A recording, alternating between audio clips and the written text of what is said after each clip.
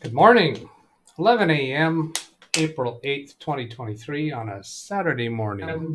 April 8th, 2023. Got confirmation. Who's talking to me? Got confirmation. That one. And then this one. And it didn't get switched to my headset right. It was coming over the speakers there. So this didn't become the default audio device. Try it again. Checking, right click on the speaker icon, then check my recording, see if it's, no, not recording, playback. The headset is playback, not recording. Doug's, yeah, see there says speakers. It didn't get switched to my headset. There's two of them here called Open Run Pro, but I think it's that bottom one. Oh, I didn't click set as default, did I? Somebody must have been yelling at their screen to tell me, no, no, no. Come down here, there's speakers, and click on that, and then set as default. Let's see if that feels. Refresh circle. Come on. Let's see if that. Okay, I got sound coming through the headset. Look at stats for nerds because it's coming through so slowly.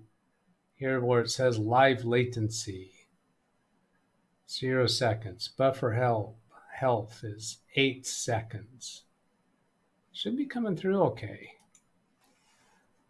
All right, then let's go pop out chat and see what you all are saying. I know there's people in the Zoom waiting room. I'll get to you in a little bit. Just one person in the waiting room. Scroll to the top. I've got this comment that I pinned up here from Speedy C. It's like, it was 5.5 hours prior to when I pinned that. 8 Dougs. How many Dougs does it take to fix one computer problem? I guess we'll see later. And that's in reference to the thumbnail for this video. Did you notice the title goes with the thumbnail? Let's see. This is a chit chat between some of us at the beginning. And hello to, let's see, we got Ken Stout, Tony Wallow, $1.99 super chat. Thank you, Tony. And he said thank you in the chat for that. He says you're welcome. Let's see, Tony, Ken, more Tony. Jonathan says hello to people. William Dawson says hello to people. I see you made it today. How's your day going so far? From William to Ken. Jonathan, Tony, Mike Wojcik. Let's see. Ken says, been working with Joshy a little to see if anything could be done. Then let's see. More of the same people. Ida Rivera, hello. Did you guys solve Josh's computer last night after the stream? Was wondering why the NVMe kept disappearing. So weird. I never did see it appear at all. I didn't think it was ever seen. And watching the Ken Stout show from last night. Ida, sorry, I'm mispronouncing your name. We did not solve it. Josh and I have been working on the last hour and a half, no avail. Don't worry about that, Ken. My name has 2 pronunciations depending upon where you are in the world and if you remember the Verdi's famous opera or not. Rick Lakes, hello. Black Serendipity, hello. Mike says to Ken and Jonathan, I joined Ken's live stream a bit late last night, but didn't comment. Things were a little tense. Tense. Yeah, I saw the tense. He really messed up this time. Probably will have to replace the NVMe. Black Serendipity saying hello. People hello back and forth as good as it can be. How far am I? Oh my gosh, I got a lot to catch up on. I got to scan through this a little quicker. Anyway, finally solved slow copying of files by deactivating the indexing on C drive. Now everything moves immediately. I would like to know if you implemented that change about the custom type for that folder. Did you change it to general? And did that not solve the problem? I'm thinking that turning off indexing would accomplish it just as well as changing the settings to general. If you don't know what I mean, let me know and we'll go show that again. Have you ever replaced a timer on a washer? I'll swear do it once, never again. Skipping through some of these a bit. People saying good morning to each other's. Apparently, the computer was doing something when he pressed the off button and corrupted the drive to the point that not even a reinstall works. Black Serendipity, Ken, Lavel, each wire and connector. If not, I counted over 40. I do not, and call a repairman. Skipping past that had to do with whatever that home maintenance thing he was talking about. Hello, boss, the Bronx 9, Jonathan, Greg Guy. Jeff says he had a good sleep. Hello, everyone in chat. Happy Easter weekend. Yes, indeed. Happy Easter weekend, everybody. From CFWW. Hellos back and forth. Hellos, good afternoons. John Williams, boss, vote for topic number 8. Okay, what was topic number 8? Then I'll continue. Show more. Topic number 8, demonstrate a common registry hack. We may wind up doing that. Ida was general already, so not a solution in my case. Okay, very interesting. Jonathan, topic number 4 is Josh Kinder Coofun Mini Computer boot failure debrief. That was from the Ken Stout show last night. So, caught up in chat. I'll go bring people into Zoom. So, Zoom people, be ready to mute your audio from YouTube. Here, let's see, bring that up and then admit all. And then I'll turn off the waiting room so anyone else just gets right in, and then turn off the participants window. Hello, Ken Stout. Hello, Doug. I don't know if you can hear me or not. I can. Oh, cool. Something actually worked this morning. And William Dawson's frame says he's still connecting to audio, so we'll give that a minute. Let's see. And William Dawson is also active in chat. That's why I saw him looking down a moment ago. I thought he was fixing his audio, but no, he was typing in chat. Ken, some of the appliance part warehouses have videos on how to replace the part. Hello, William Dawson. Hey. Videos come in handy sometimes. They show you little tricks that you wouldn't think to look for. Oh, good.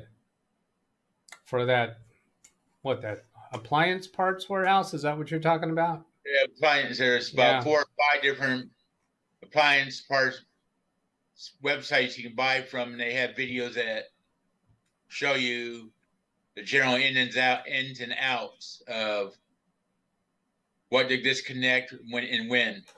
All right. So the question for Ken, now that he's gone.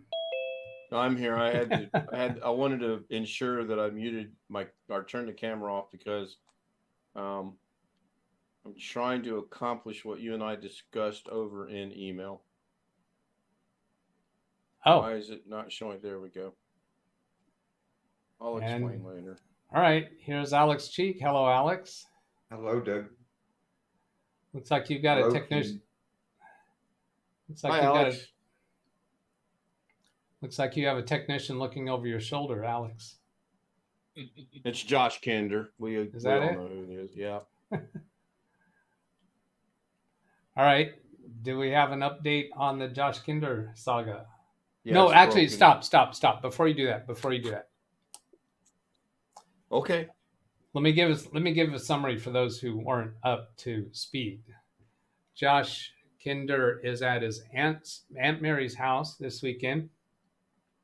He's got 2 computers that I know of that he's working with there. One, I believe, is an HP computer, and then the other is a Coofun Mini Computer, and that's the one that's having the problem. And as I'm a little bit deductive, filling in the gaps here, but both computers, the Coofun was on with a monitor attached. He disconnected the monitor from the Coofun while it was still on, connected it to the HP, was working on the HP, then decided he wants to shut down the Coofun. He did that by holding down the power button for 10 seconds to force it off. Then when he connected the monitor back to the Coofun, turn it back on, it would not come up. He's getting messages indicating things along the lines of operating system not filed or something corrupted or along those lines. And in BIOS, it's not even seeing the NVMe drive. And that was about as far as I think it got last night on Ken's live stream. Of course, they tried a lot of things and went through a lot of other hoops, but that's the summary that I care to let our audience know about. So now, anything more to say from that? Yeah, it's still broken. He was able to use a installation USB to get to where you can get to the partitions to delete the partitions, but it will not even let him delete the partitions. It keeps coming up with some error code, and I apologize. I forgot to write it down. Let's see. Error code 0XC0000005. No, it's actually 0x800701B. You got a new one in. Yeah, well, that's what he gets when he tries. You know, when you're doing an installation, you want to delete all the partitions to start fresh, and make it a clean drive, so to speak. He can't even do that. And then someone suggested this part. If he could get to a command prompt, we might be able to try that, but I don't know how to get him to a command prompt, and I don't know that we can. So the long story short is it's still in the same state it was in last night. And he just Ken just told me apparently he bought.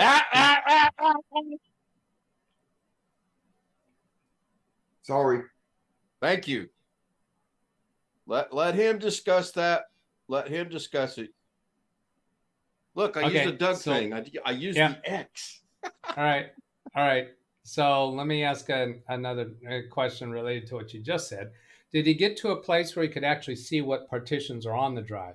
Yes, I can share my screen and show you that if you'd like. Let's see that. Well, give me permission. Oh, please, Doug, let me have permission. Oh, shut up. Well, fine. Let's see. Share screen check mark. Okay. Share screen is allowed. Okay, let me make sure I have this ready to roll.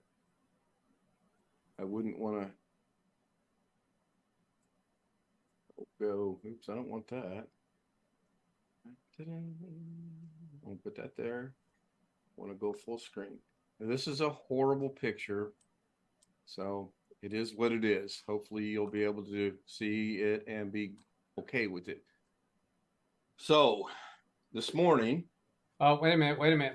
I gotta fix this screen here. Let's see. How about let's try showing it. Oh, you're doing such a Ken thing right now. This way. I'll shut up. All right, go ahead.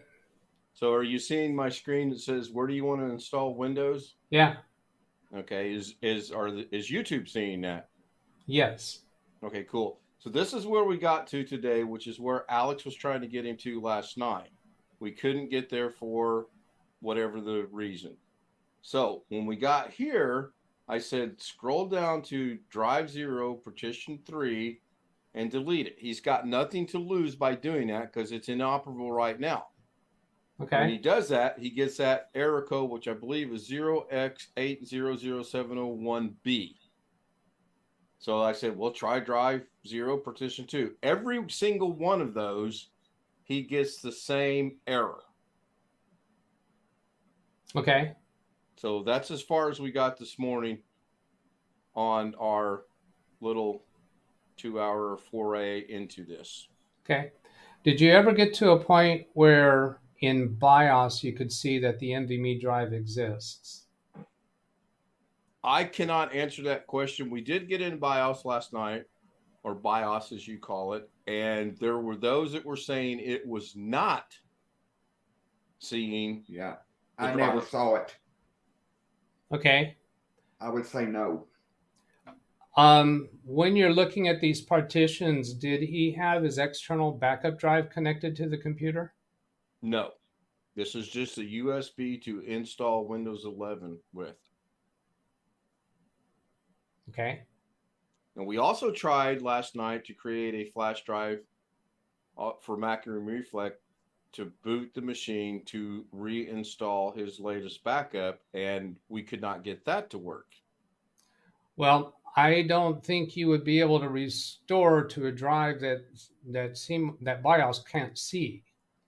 So that I don't think was going to get anywhere. But when you did that part on the live stream, and my understanding during that live stream, he booted the computer of the Microream Reflect, and he did connect the external backup drive. Right. I heard him say that. Right. And then he did connect it, and it did see it, and then there was too much confusion. We just tabled it and we moved on. Now there is, when Josh gets here, and hopefully he'll join soon, he'll tell you what's going on. It's not my place or Alex's place to let you know what's going on. Okay. I mean, this is all good. We're good with this. Half the world knows this, so we're good. Okay. Well, I'm a little uncomfortable that we got a confirmation that satisfies me that when you're showing this list of partitions that external drive was no longer connected, because that. So do you think that the NVMe drive that's on that NUC is kaput? Is shot? No. Is gone? No, I don't. But I do think BIOS is not seeing it. And if BIOS is not seeing it, you should not be able to see the partitions here. And that's what makes me really want to make sure that backup drive is not connected at the time that this was displayed. I know that it wasn't, but all right. When we reconnect later on tonight or whatever, we will keep that in mind. So I'll go ahead and stop sharing. We're good with this. I don't need to share this, right? Right. Thank you.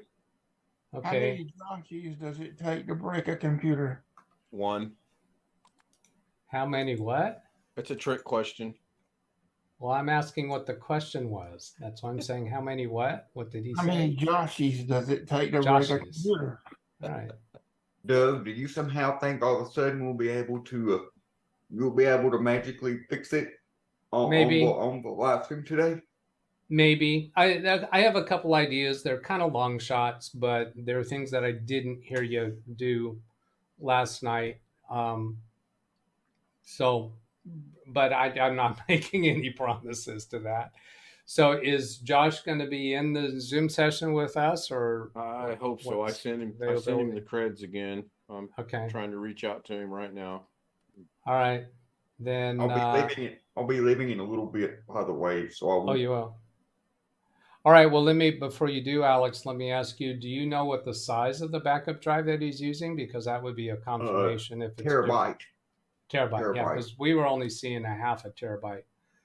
And the NVMe drive on that computer, do you confirm that it's half a terabyte? 512. Yes. 512. Yeah, that's what those partitions added up to. All right, good. Then let's see.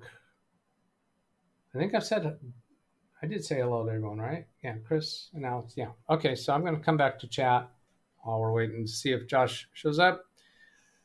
Can some of the appliance warehouses have videos on how to replace a part?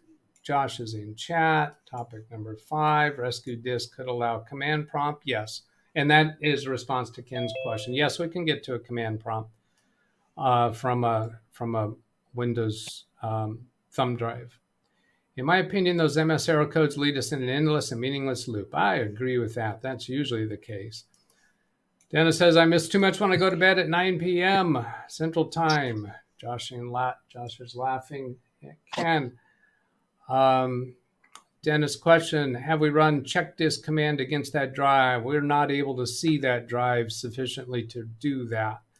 From the screenshot, can press Shift F10 to get to command prompt. That's right. We can do that. And run this part to clean the drive. Yeah. An external backup drive shouldn't have the system partition. Okay, yes, I didn't see that. But that's a good point. That was a good way to identify it.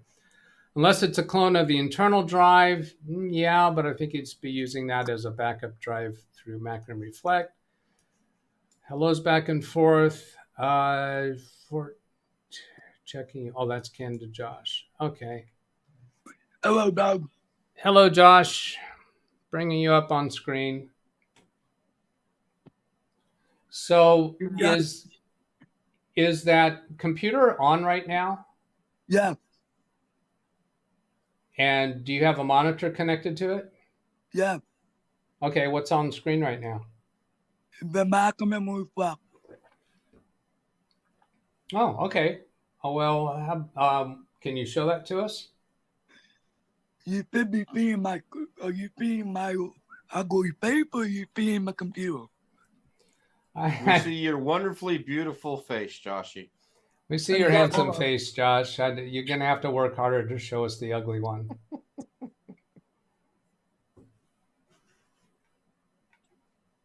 Better? Yeah. Now, let's see. You just turned the phone around. Can't you change your camera while you're in Zoom? I have it on the tripod. I figured the tripod Okay, will let's be stay. easier. We'll stay with that. But the problem is you can't see the image that we're seeing on the phone. Well, you can tell me. I can use the other key and go up and down. All right. So we need you to move the tripod to the left. Okay, good. Far enough. Now you moved it right back to where it was. Move it to the left. The other left. No, he's good. He's got it at an angle.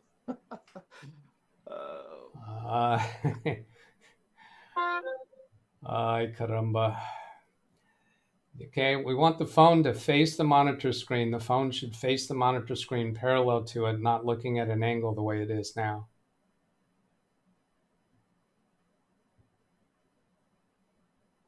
Without, okay, now turn it a little more to the left. It'd be okay, stop right there. Almost there. See, it'd be so much better if he could see on the screen what he's showing us, and that would be by using the back camera. This is just. Can he use his laptop to watch the stream and see what he's doing? Nope. He should be able to see the screen itself. I think he did put it on the back camera, didn't you, Josh? Or did you just turn the phone around? No, he turned the phone around. I turned the phone around. Okay, so Doug's got the right idea. Put it to your back camera so that you're not. Yeah, you just put it on the back camera.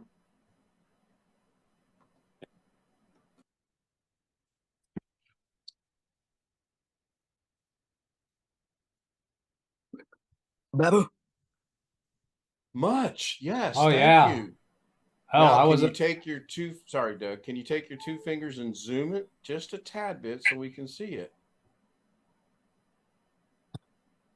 Can you do that from the back camera or not? I don't remember. Well, I'd be satisfied. Can you move the tripod a little bit closer so that we can read what's on the screen? Okay, that's why I was trying to have him zoom it. But... Good. Now let me spotlight his screen. Spotlight for everyone. Oh, beautiful. There you go. Okay. So I'm seeing the backup files that are on the backup drive. Everyone in agreement with that? We can see the dates that the backups were made, and the most recent one looks like April 2nd. Okay. So cancel out of that window.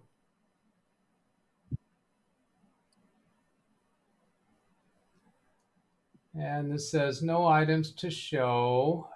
Point the camera up a little bit so we can see the menus at the top of the screen. Oh, there we go. Stop.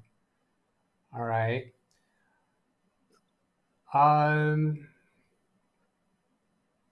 Okay, so we're on the backup, existing backups tab. Well, all right, let's do this. Go ahead and we'll select one of those to restore. I don't think we're actually going to do a restore at this point. So go back into the screen that shows the backup images. Let's see, refresh. Yeah, that's it, up there in the top left. Click on that. Now let's look at this a little bit. Bring the camera in closer so I can see what's on this screen. Okay, so there's a local disk C. That's the 512 gigabyte. And then we see the backup drive at 1.82 terabytes. And we see the boot thumb drive. Okay, so we're seeing it there. All right, let me tell you one of the things that was on my list that I don't think you guys did last night is I never heard a complete power reset. Now, what I mean by that is you shut the computer down, disconnect the AC adapter from the computer and disconnect the AC adapter from the wall, leave it disconnected for 2 minutes, then plug it back in and see if it'll come on. Ken, you're waving your arms around. Does that mean you guys did that, or is that something you wanted to do?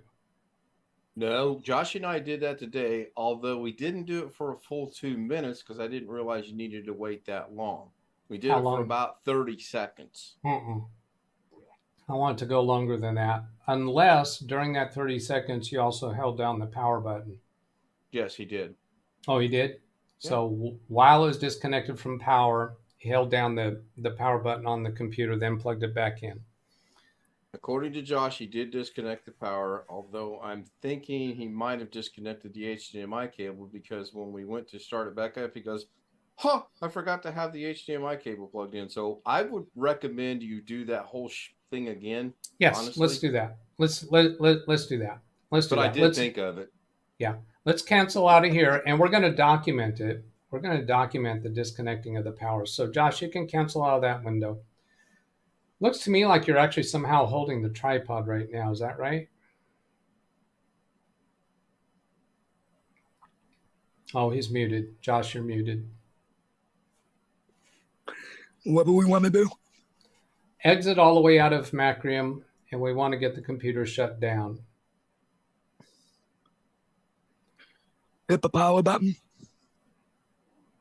I'd rather you exit out of Macrium Reflect properly. Did you do that already? You did? Okay. Yeah. Okay. On, but the computer's on right now? yeah. Oh, there it is started. Just let it go from here. And I don't want to stop it in progress. I'd rather get it to an error message. Then we'll press the power button to shut it off.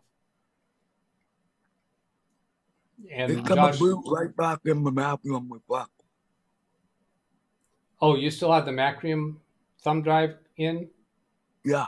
All right. Hold down the power button. Let's shut it off. And then disconnect anything that's connected to the computer.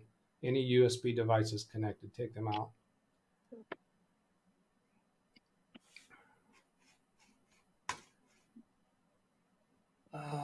Jim saying I'll sit this one out. Understood. Greg tries to convince him to come in. He says, nope. Crystal clear. I disconnected everything. Disconnected everything. Okay, now the cell phone right now is connected to the computer screen. I want to be sure, Josh, you're aware that we can see you in the reflection on the computer screen, just so that you know it. Yeah, I know. All right. So now I want you to unplug the power adapter from the computer and unplug it from the wall, and then hold both ends of that up in front of the camera so that we can see both ends. And that's how we're going to document that it's disconnected. Dennis says he's watching while eating a sandwich. Jim says, don't want to do anything with this one. NVMe drive is showing now, was not showing here last night from Wintermute. Dennis says, again, run check disk on that C partition. I see a Macrium Reflect. I got the power brick. Oh, let's see. You're showing us the power brick. And show us so you disconnected the cable from both ends of the power brick, it looks like. Is that right? No. Okay, I see the power brick is still connected, the wire. Show us what's on the end of that wire. Okay, that's the part that plugs in to the computer. So the power brick is disconnected from the 110 cable and from the computer. So we're gonna wait another minute or so. I didn't check the time when you got that disconnected. Well, it's 11:30 exactly right now. We'll wait till 11:32. And I'll catch up on chat. I'm going to bring chat up on screen. Yeah, Wintermute says the NVMe drive is showing now. Wasn't there last night. I got another idea about that still might get us somewhere productive. Dennis, check disk. What is the C drive there? That is 500 gigabyte. Is that the NVMe? Yes, we believe that C drive is 512 gigabyte or thereabouts is the NVMe drive. I think the C has become corrupted, perhaps the MFP. I'm not quite convinced of that yet. It's possible. The Bronc 9 asking why Jim's not coming. We'll just respect his choice. All right. So I got through that. And the time now, I haven't even had a minute. There's 1 minute. So I'm going to let this next minute finish out. And Josh still has the power disconnected. I have had occasions, particularly with laptops and with any computer that has a power brick. Well, actually, even regular AC power cables too, because when you shut the computer down, holding down the power button or whatever method you use to shut it down, if the motherboard's still connected to power, it has not had a full hardware level reset. So that's why you want to disconnect the power. I don't have high optimism that this will fix it, but to cover the bases, it's part of the process. So Josh's phone just went off. He might have turned the camera off. I'm not sure. It looks like he's still connected to Zoom. And oh, we got the 2 minutes done. Jim says, I've got my own issues to deal with. It's taken me 4 hours so far just to get through a single roll of 35 millimeter negatives.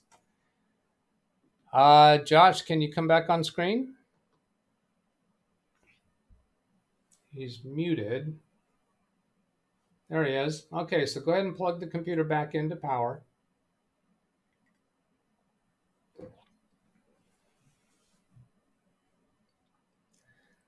Dennis is asking Windows 11 users, how do you display the seconds like Doug has there in Windows 10? Seems to me that I've noticed that before, that Windows 11 doesn't display the seconds. Now, if you right click, of course, I'm doing this on Windows 10, but I think in Windows 11, you can also right click on the clock and get to adjust date and time. Seems to me that there might be a setting in here. Date up here, date, time, regional formatting. Can you find a place to change it there, Dennis? Change data formats right here. Yeah, short time, long time. You can change short time to read one of those methods, long time to read one of those methods, and apparently it's long time that I'm seeing on Windows 10 right there. Dennis, does that get you anywhere?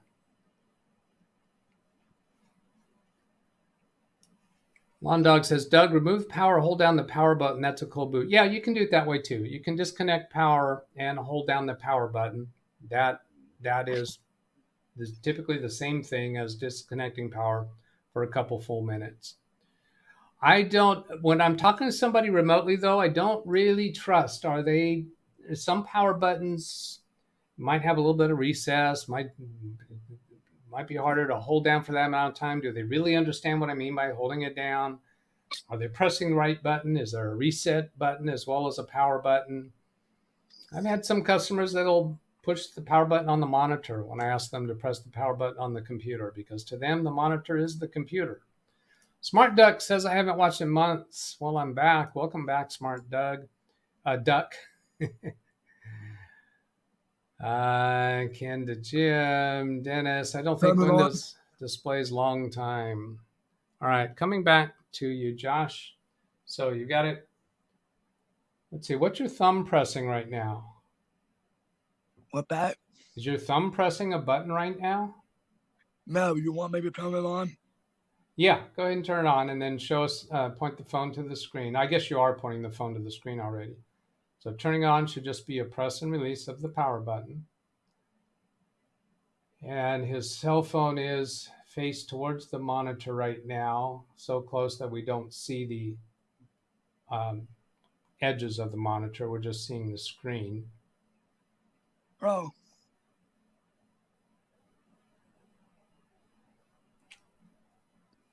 You didn't have everything connected?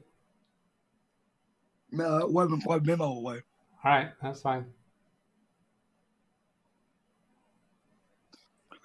Coofun.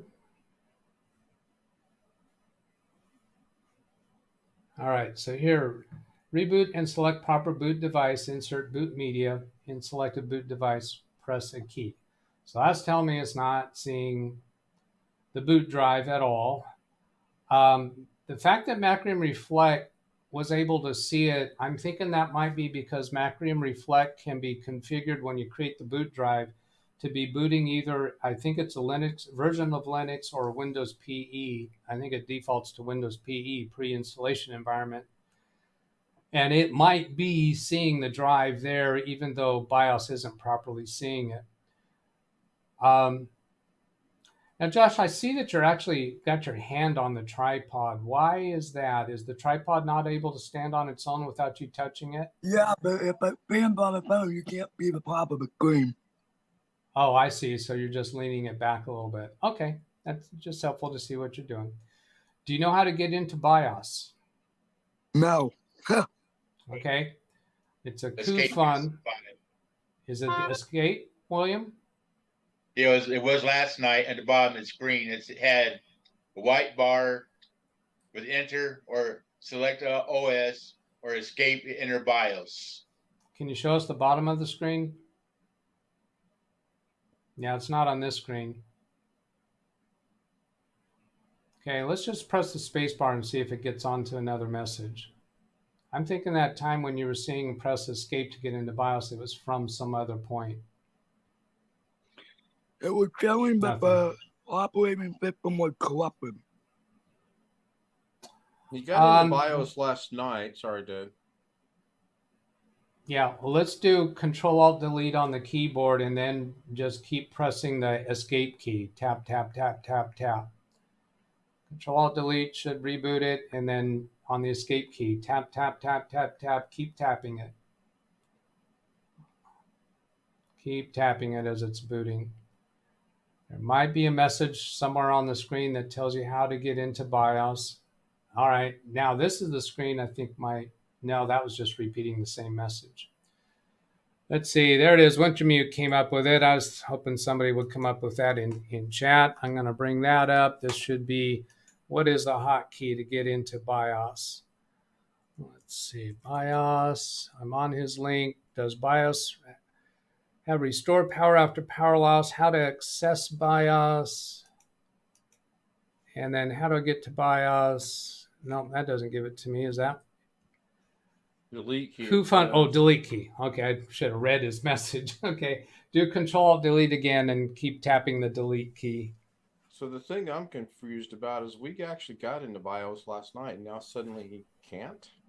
No, we're not at a point to say he can't. We just haven't got there yet. Okay. Wintermute says number 8 to access BIOS. I think he probably means F8, but that got us in. Okay, so that was delete key. So let's remember that. Let's see, I'm gonna That writes a note. Yeah, he does, because you know I don't trust my memory. BIOS equals delete. All right, so now let me bring that back up on screen because I was still showing chat. BIOS information. Okay, memory, total memory, system date. Yeah, I don't think it even would show the NVMe drive on this screen when we have it being seen, possibly. Press right arrow key to get to the advanced menu.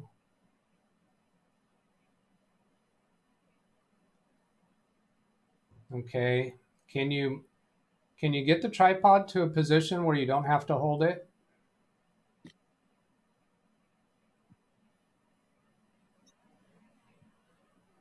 No. All right. More?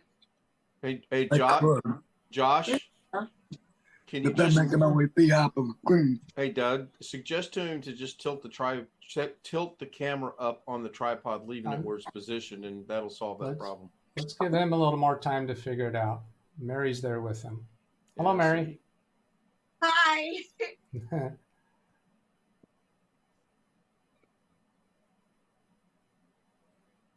Okay, let's select NVMe configuration from that screen.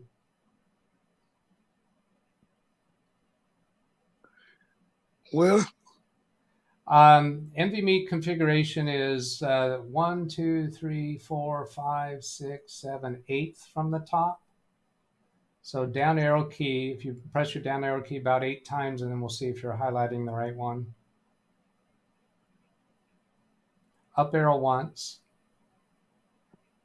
and press enter. Oh, it sees it, 512 gigabyte.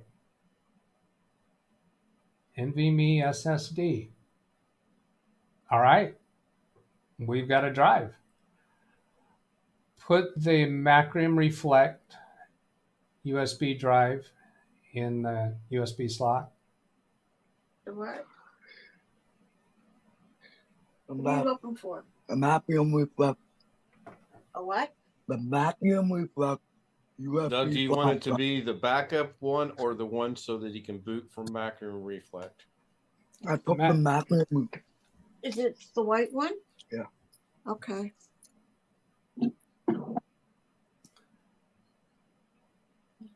When I asked for a Macrium Reflect thumb drive, there's only one that could possibly be. The other drive is the backup drive. It's not Macrium Reflect. Macrium Reflect is the thumb drive. The backup, the backup drive is not connected. Okay, that's good. Where's the other white one? You sure you got the? There's his one too, Josh. We don't need that. Oh, okay.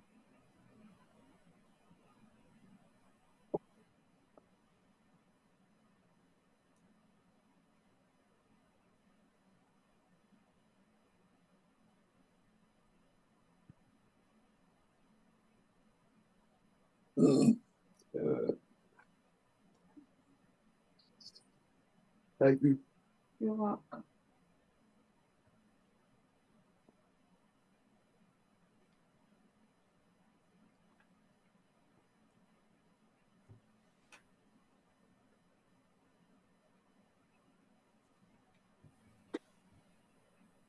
Hey, Doug. Yeah. Why is the BIOS being developed, but Windows is not being it, and Macrium is not being it? Well, I've got a couple ideas of why that might be, but answering why that is, whether it was due to corruption or a setting, is kind of irrelevant to fixing the problem. And I'm more interested in fixing the problem at this point. Any explanation of why we're not able to delete the partitions, that's the thing I care about right now. That's purely academic and not really going to help us get there. What I've got in mind doing is when we get booted to Macrium Reflect, that's either a Windows PE or a Linux, and we can get to a command prompt and use fdisk to clean the partitions off, and then we should have a blank empty drive and be able to restore.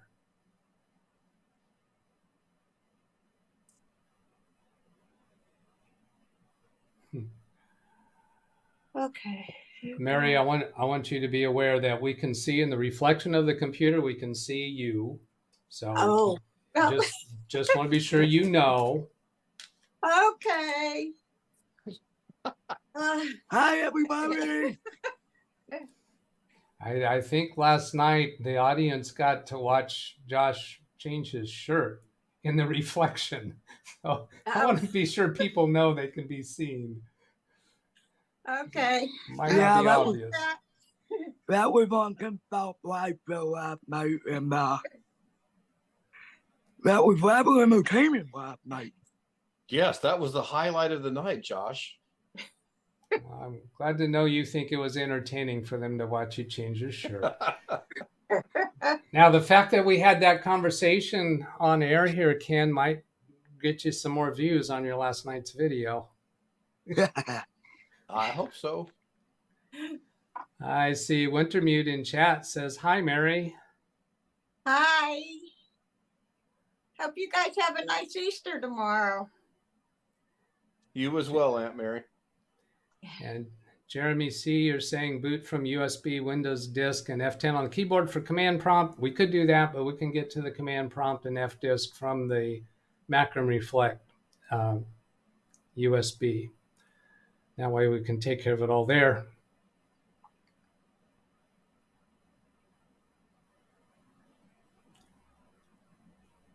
I'm caught up. A long time for Macrim yes, to come up.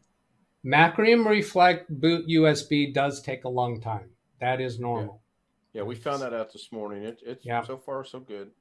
Yeah, and particularly that circle of rotated dots, spinning circle of dots. That's my name for it.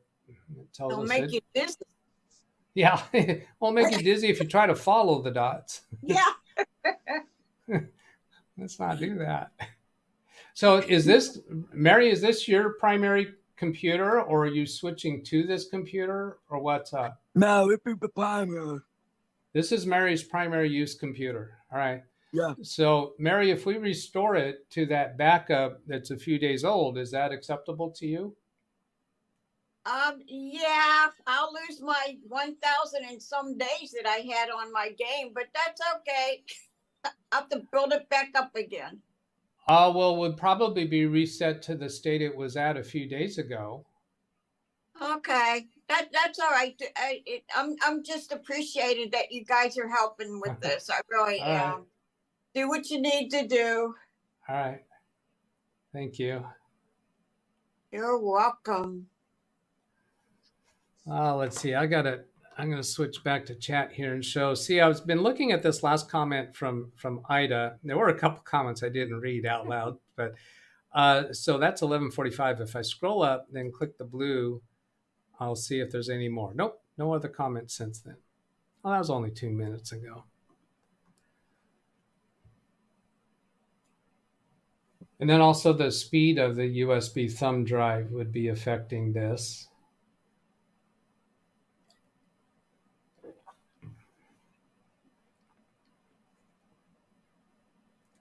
Another thing that's on my list of possibilities is if this thumb drive booted in legacy mode and the partitions are UEFI mode, that could be causing a problem with deleting the partitions from Macrim Reflect. Do we have a way in here to see if that thumb drive was a legacy boot or a UEFI boot? Should say a. How would we do that? I have another laptop on here.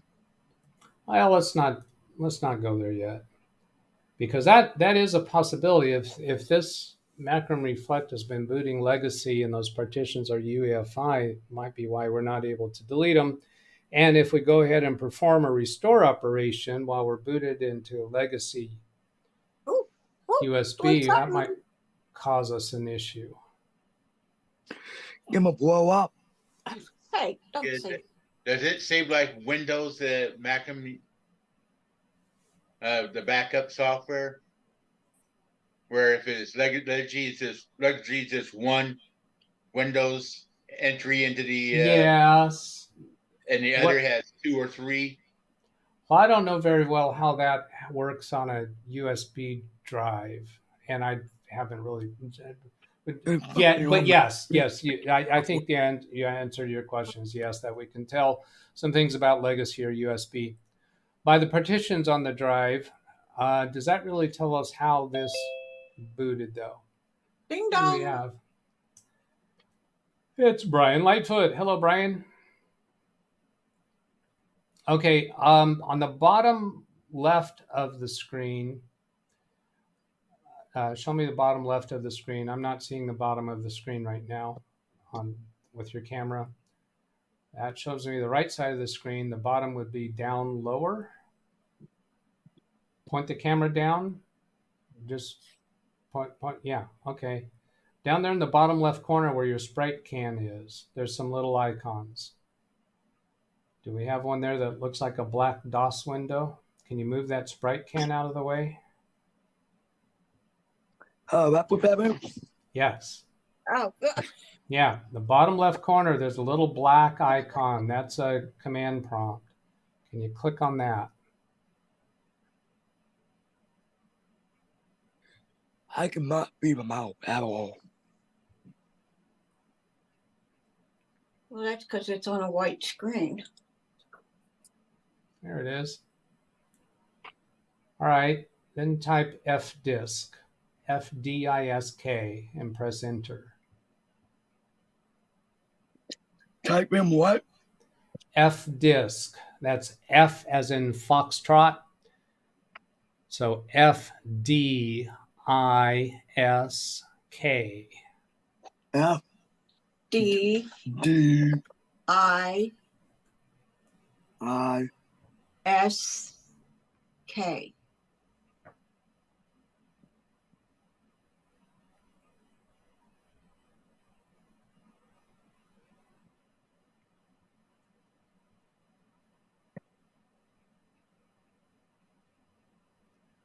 Not recognize internal. Okay, so that means it's not on the thumb. It's not on the thumb drive. Yeah.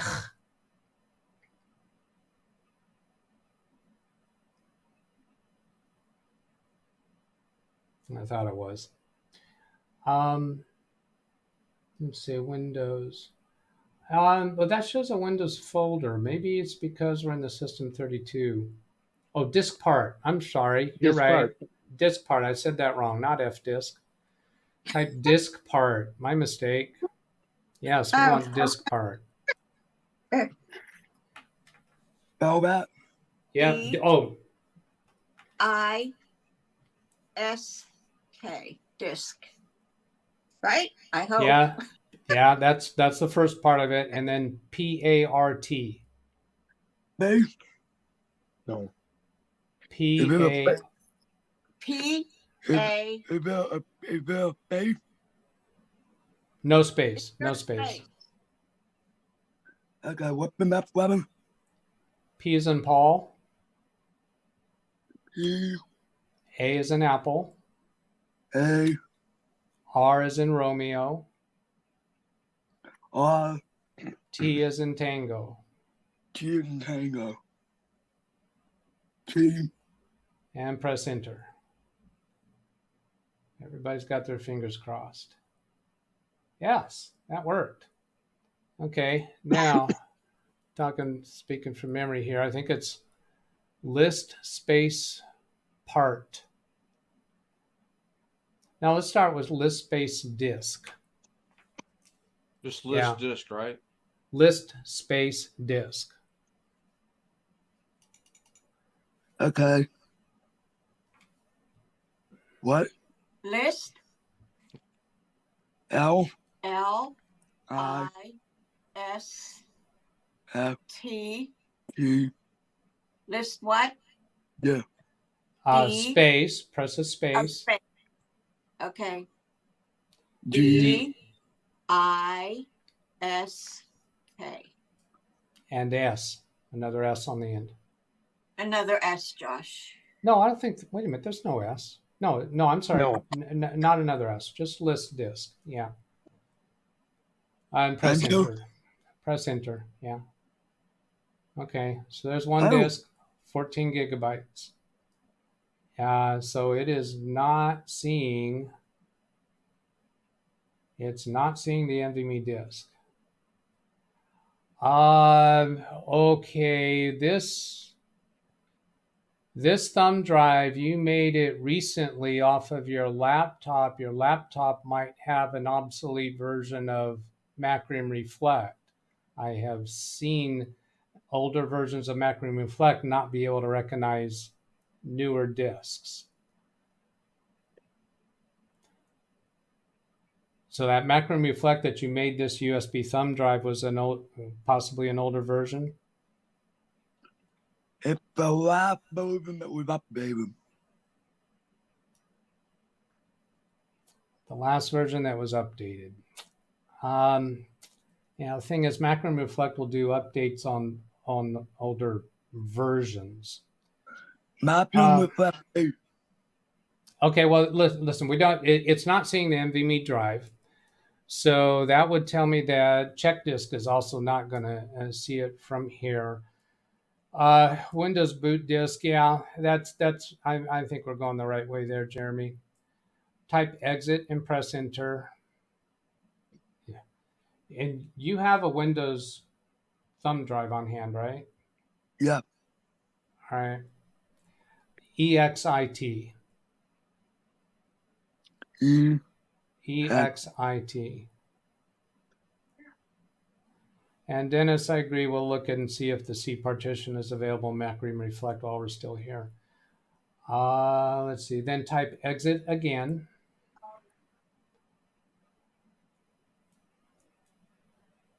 The Bronc is asking what size is the USB thumb drive. It looks like it's about 16 gigabytes.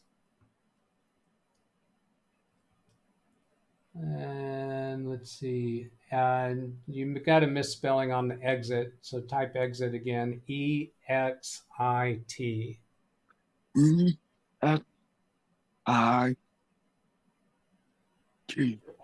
Yeah. And press enter. All right. And kind of the top middle of the screen, click on that line that says browse for an image file.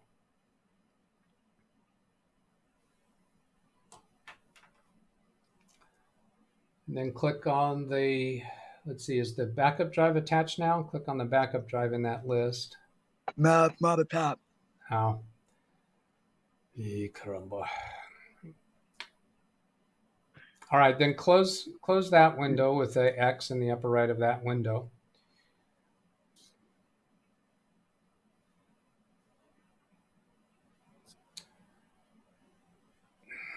So just so to say what I'm thinking, we could go to the backup tab and see if the NVMe drive shows up there to be able to perform a backup from it.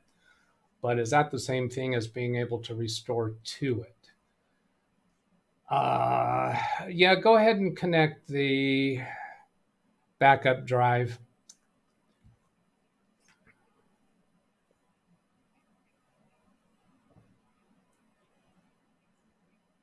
And we did just see the C drive. Yeah, we saw it in those lists of when we were looking for where to find a backup file. It was showing there. Good point. The backup drive connected. It's connected. Okay. One of those menu options up at the, oh no, I see refresh. Kind of almost the center of the screen, there's the word refresh with the two circulating arrows. Yeah, click on that. Okay, then in the top of that panel, click on browse for restore file. Is it showing up? Yeah, there's the 1.82 terabyte. So click on the backup drive. And then click on the most recent backup, April 2nd, the second one from the top. Okay, then there should be a button in the bottom right of that window. Maybe it's called Next or Restore. Show us the button. You didn't show us the button. That's okay. We're all right here. So here we've got the April 2nd file highlighted. It's a differential backup. That's fine.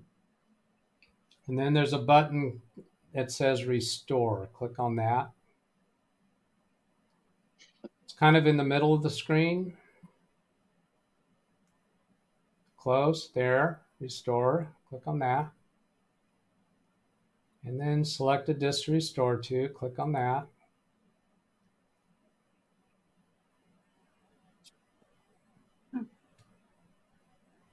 Oh, good. All right, we got two drives showing. The first one is the USB thumb drive. The second one is the backup drive. So the NVMe drive is not showing up here as a place where we can restore to. I'm going to guess, since we've seen that Macroom Reflect can see the drive, that Macroom Reflect isn't able to restore to it because it doesn't know how to handle those partitions that are on there.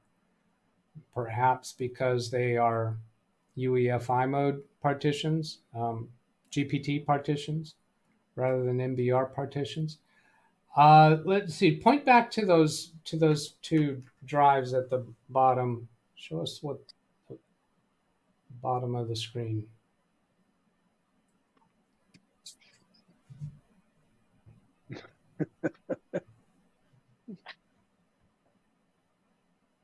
Can you give us a closer view of the bottom of the monitor where it shows those two drives? Yeah, see, I think one says MBR for the thumb drive, and the backup drive is showing as a GPT.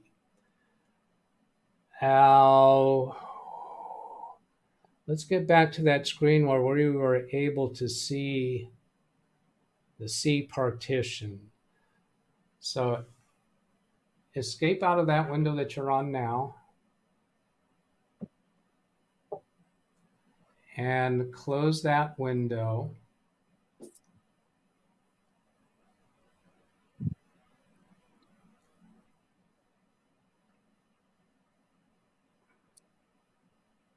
All right, then at the top, browse for image file. That's where we saw the C drive earlier. Oh, it's actually shown at the top of the screen even. All right, so I'm seeing it says NTFS in that window, but on the window behind it's showing CNTFS. Okay, cancel out of that image file window and let's look at the partitions that are there. We know that the thumb drive is MBR. That doesn't really tell us that it booted in legacy mode, because I think MBR can be booted in UEFI mode. Those partitions that are listed at the top from left to right, show us those. Now, some of you in chat know this part better than I do. Give us a closer view of the first partition in blue on the left side of that bar of blue so that we can see what it reads. I see the comment about scroll bar. We'll go back and look at that. That's a good point. Okay, the camera is sideways right now. Can you level the camera so we're not seeing it at an angle like that?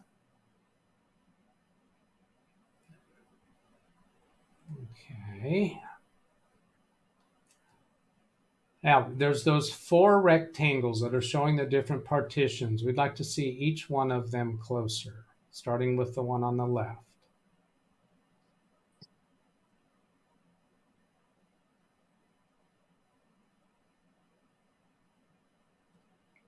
Trying to read it. Something. Now, you're not. The one on the left. Stay on the one on the left, please. I want to see them one at a time. That's the right. Left is the other side. There you go. FAT 32, LBA, primary, system. The second one, and it was it's like 2-digit megabytes. Then unformatted primary, 128 megabytes. The next one to the right, C drive NTFS primary. And then the last one on the right,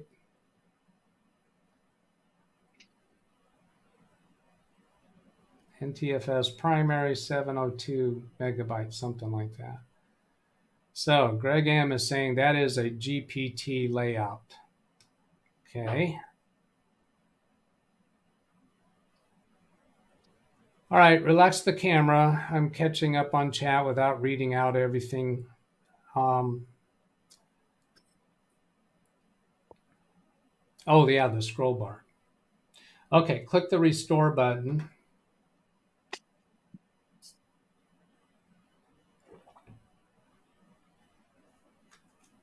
Select a disk to restore to. Click on that link that says select a disk to restore to. And then show us the disks that show at the bottom. And is there a scroll bar to scroll down? I do not see a scroll bar to scroll down. Nope. try arrow down and arrow up. Are you able to highlight those two? Yeah, and you go down, there's nothing else down below. So nope, no scroll bar.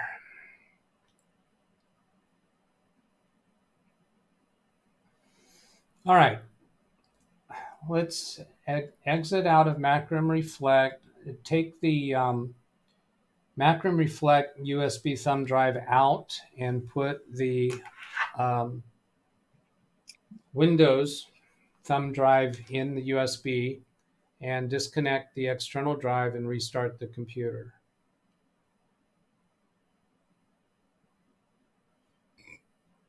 I am seeing your comments in chat. I'm not reading them out loud.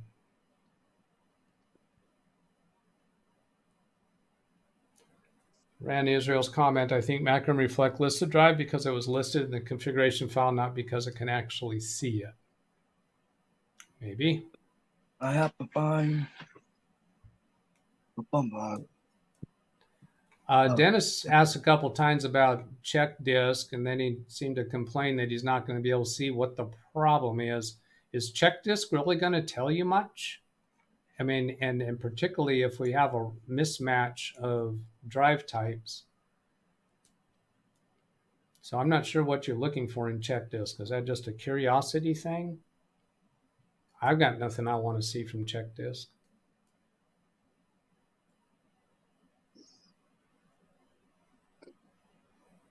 What we're going to try is... You think we'll get the computer working again? Well, I think we might.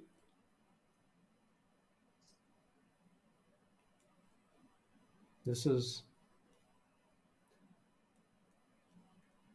within the range of what I'm willing to do to get a computer functional. And if we can either get it functional or restore a backup image, either of those are fine with me. And I think apparently fine with you too. This doesn't sound critically important to get the rest of the few days worth of the gameplay. I think that's asking too much. And Mary's not asking that, so we're good. Now, hang on. Let's see. We want to get to the command prompt. Can we do shift? What was that? Shift F10 from here. What was that? Yes, command? it should shift. That should get him to command prompt. Let's try Shift F10 from there. Yeah, that's what it was. See, Rand Israel saying not at this point. I'm not sure. Is that a reference to my check disk question? Rand Israel, standard GPT layout.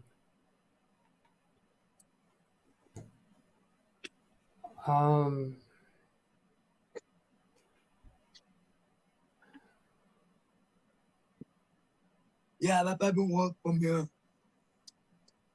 Oh, whoop.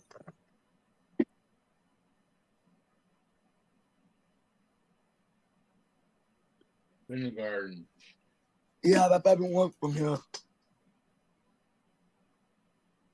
I get it. Who it is? So Shift F10 didn't work from there. Then click the next button. Dawson residence. Hello. Try it from there, Josh. One of these screens will go. Shift F10 will take you where he wants you to be. Yeah, try Shift F10 there.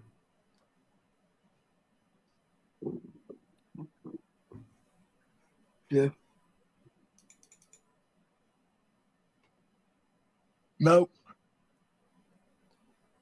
Oh, let's see. We got to repair it. Yeah, click Repair Your Computer. Is that just going to run the repair, or does it give us another screen where we might have a Shift F10? Troubleshoot. Yeah, click Troubleshoot. I think we'll get a command prompt offering.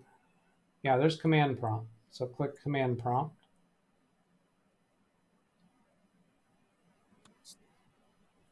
Okay.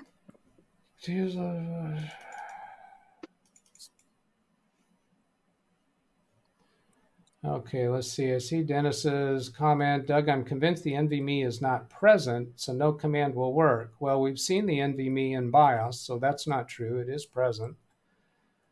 A check disk would have fixed any corruption present. All right.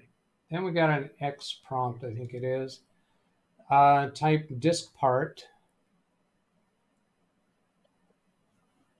Like what? Disk part. D-I-S-K-P-A-R-T. D-I-S-K.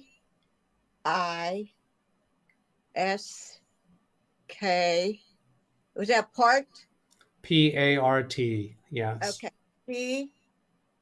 P, Josh. Okay. A-R-T.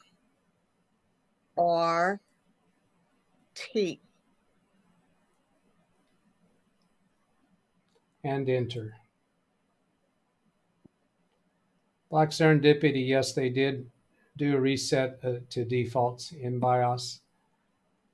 And I have a reason in my mind that I think that might have been not what we needed to fix it. I'm not going to go into all that now. Let's pursue this right now. Type list space disk. Yeah. L-I-S-T.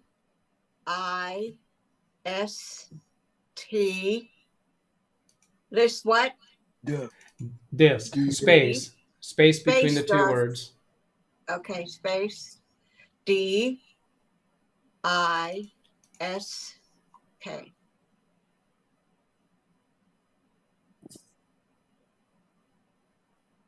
Oh, we're not seeing the NVMe even here. Nope. All right. Weird. It's the flash drive, right? Yep. Yeah, that's the flash drive that we're seeing. Okay, so let's talk about the drive type of. Let's see. I'm starting to fade.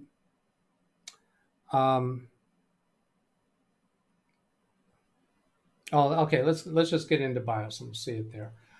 Pull that thumb drive out. We're still in the command prompt. That's okay. We don't need to worry about restarting the computer with that. And we want to get back into BIOS. It was the delete key. So Control-Alt-Delete should initiate a restart, and then tap the delete key to get back into BIOS. Doug, he doesn't have to change the directory at list disk, does he? It'll bring up all of them, right? Right. It'll bring. Does nothing. All right. Do a press and release of the power button on the computer.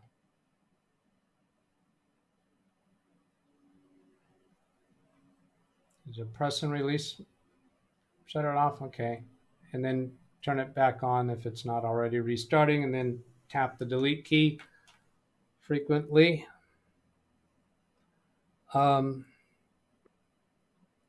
Okay, RAID or AHCI, or what's the other? That is usually the three choices of drive type.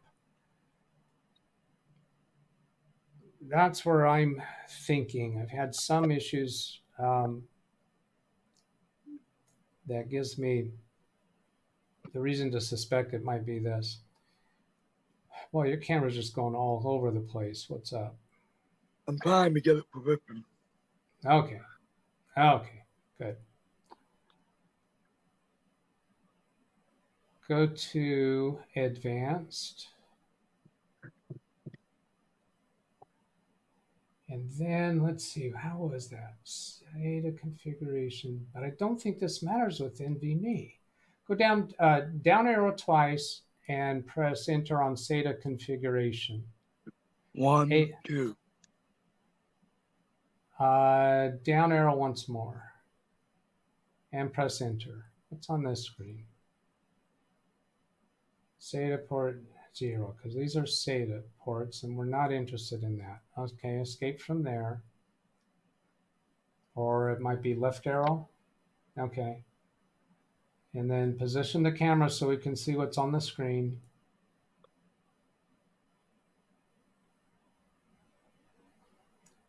Hardware monitors, CPU, USB, CSM. I don't know what CSM is. Help me in chat. SDIO. That sounds like it's for the SD card. Network stack configuration, AMD BIOS. Oh, trusted computing at the top.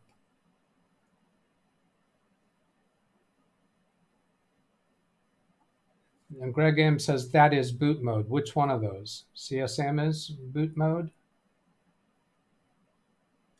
Okay, let's go down and see what CSM is. Down arrow 1, 2, 3, 4 times. Ah. 1, 2, 3, 4, 5. Up arrow once. Oh, whoop. Okay, press enter. Compatibility support module is CSM from Wintermute. And Rand Israel saying that's where we should be able to select boot mode. CSM support is enabled.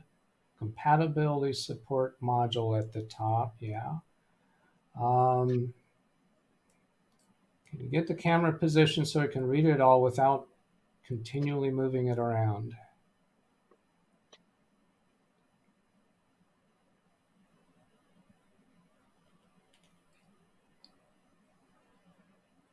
There's UEFI and legacy, we see that, but I can't see the left part of the screen. Boot option filter. So boot option filter is what boot options are going to be displayed to us. Gate 20 active upon request option. What I'm wondering, what I'm concerned about is this computer was purchased, I'm suspecting through Amazon. Was it brand new, purchased from the manufacturer? Or was it an Amazon reseller? Was it possibly a refurbished computer, and even straight from the manufacturer? Sometimes they come in with BIOS settings other than default BIOS settings. So I'm thinking that there might have, BIOS settings might have got. Apple. Yeah, I know. And Ken, you have your hand up. Go ahead. I will find out if it was new or refurbished and let you know. Now, that doesn't really make a difference as to where we go from here. So don't stress out too much over it. Why do you keep moving the camera around? It was in a better position. Okay. Boot option filter, option ROM execution, network, storage, video, other PCIs. Let's see. Storage says legacy. That's interesting. Why does storage say legacy down there? Can you press your down arrow key? Are you able to highlight the word storage?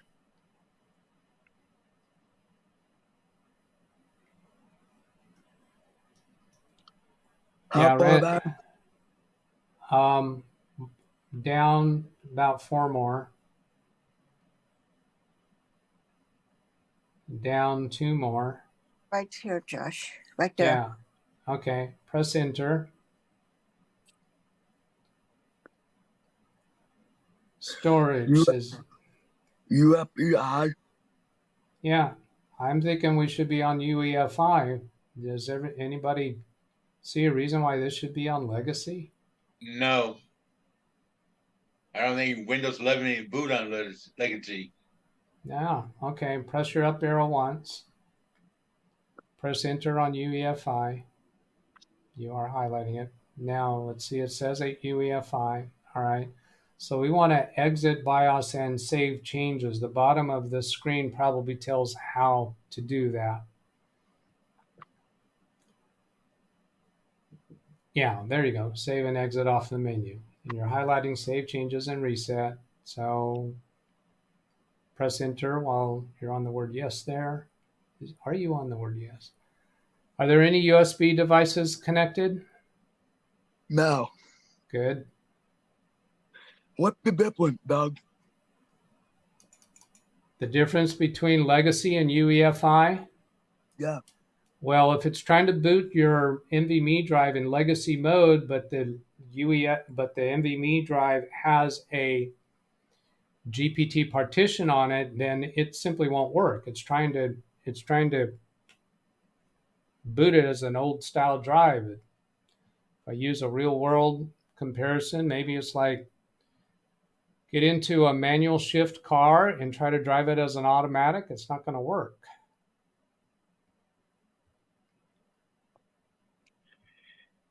It's not doing anything. Well, let's wait because it might be needing a repair operation. Windows might be trying to fix things that are all mixed up. Do you see? Is there a drive activity light? I keep the cover off the computer. Oh wait.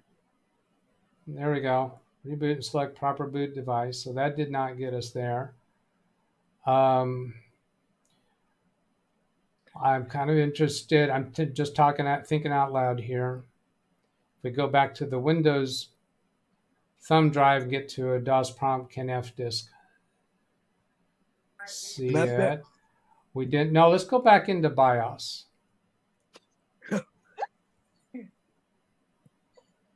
Remember how to get back into BIOS?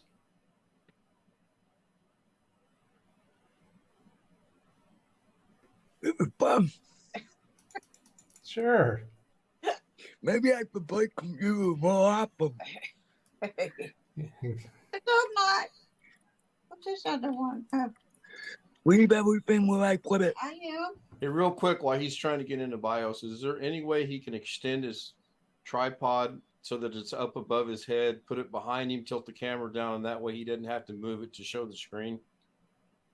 I'm not a big fan of that because that's going to have it farther away from the screen and he can't see on the phone what he's showing us. He doesn't need to see him on the phone when he's showing you. He's looking at the screen itself. All you got to do is walk him through it. Yeah, but sometimes I'm just trying to eliminate the shaking. I understand, but you gotta keep in mind I don't have my hearing aids in either. All right. But we've had times we wanted him to move the phone closer so we can see things. I'm okay. I'd rather stay with this. Go to boot. Oh yeah, right arrow key 1, 2, 3, 4 times to get to boot. We haven't looked at that menu yet. Okay. Goofy hard disk, number 4. Well, what are you trying to do there, Brian? Well, if that C drive is alive and well, and if there's a Windows boot manager on it, number 4 will find it there. Well, I think all this is doing is changing the boot order priorities. This isn't going to show us anything about that drive. And NVMe is even down further on number 6. Yeah, true. What does that say next to NVMe? Victor NVMe. It shows the name of the manufacturer of the drive, it looks like, which tells me it is seeing it.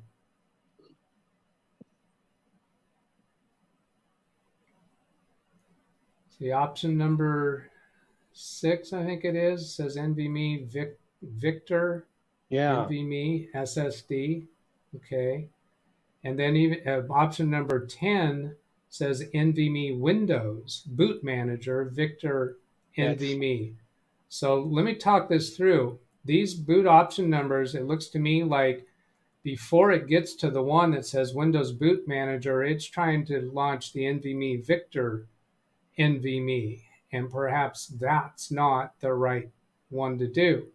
What I'd like you to do, Josh, is press your down arrow key to get option number 1, and then we're going to change what's in the option number 1 slot. I don't think we need to go down to option number 10. I think we want to change what's in the option number 1 slot, okay? Now, on the right-hand side, it says to select, it looks like, try right arrow key. Try while you're highlighting network. It might be enter first, then arrow keys, but let's just start with the right arrow key while you're highlighting network, see what that does. But let me see the word network. I don't know what happened when you did that. Ah, there we go. Now, go all the way down arrow to, is there anything past disabled or is that the bottom of the list? Oh, there's at the top. Yeah, the one we want's at the top. Go to the top and press enter on that one. So that should put that one into option number 1 slot. There, boot option 1 now has NVMe Windows Boot Manager. Yes. And Victor 10. Okay, let's exit and save.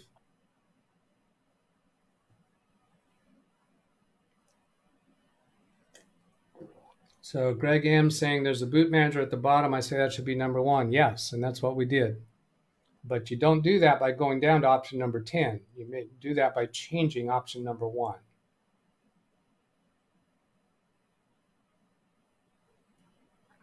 And we don't move them around on that. We don't move items in that list. Some BIOSes do it that way. But this one, you choose the option, and then what do you want to be at that option? Now we got a cursor in the upper left that's solid. It's not blinking. And I'm assuming the name Victor is probably the brand name of the M.2. I'm suspecting that's the case. Can somebody do a Amazon search and see if there is a Victor NVMe drive?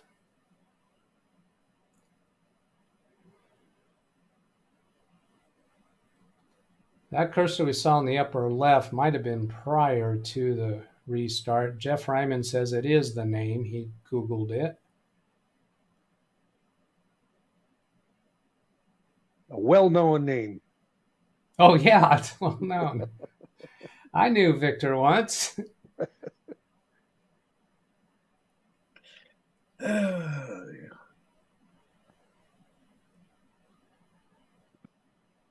Greg M says I would try the Victor next for the boot number 1 option, assuming that's if this doesn't work.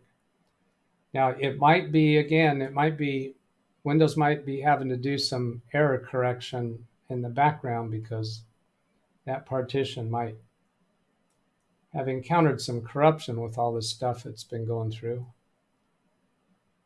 Well, if it doesn't find a boot manager on the Victor device, I don't think you're going to be able to boot from that device. There's nothing to boot to, just a bunch of data, and that's not bootable.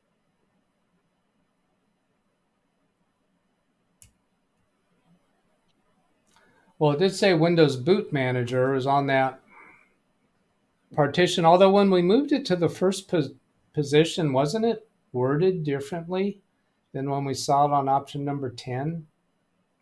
I thought it still said boot manager. My recollection when it was on option number 10, maybe somebody would be willing to go back in DVR mode. Right. When it said option number 10, I recollect it said Windows 10, boot manager, and something else. You know what? I can do that. I can go back and see it myself. Boot manager in parentheses Victor NVE SSD close parentheses bracket.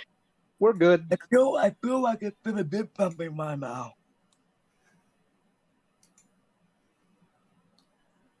Okay, there it is there. Now, if I come over here and bring up another tab.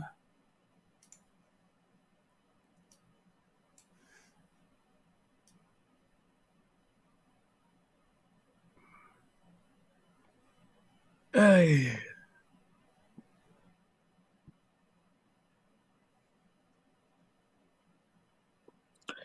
I don't think it's gonna do anything. Oh. Bingo! All right, show us what we got here. Show us from the top of the screen, and then we'll work our way down. Windows failed to start. A recent hardware or software change might be the cause. To fix the problem, insert your Windows installation disk and restart your, give me more to the right, restart your computer. Okay, then the next line, Choose your language settings and then click repair your computer. If you do not have this disk, okay, then it says WinLoad EFI apparently is what it's having the problem with.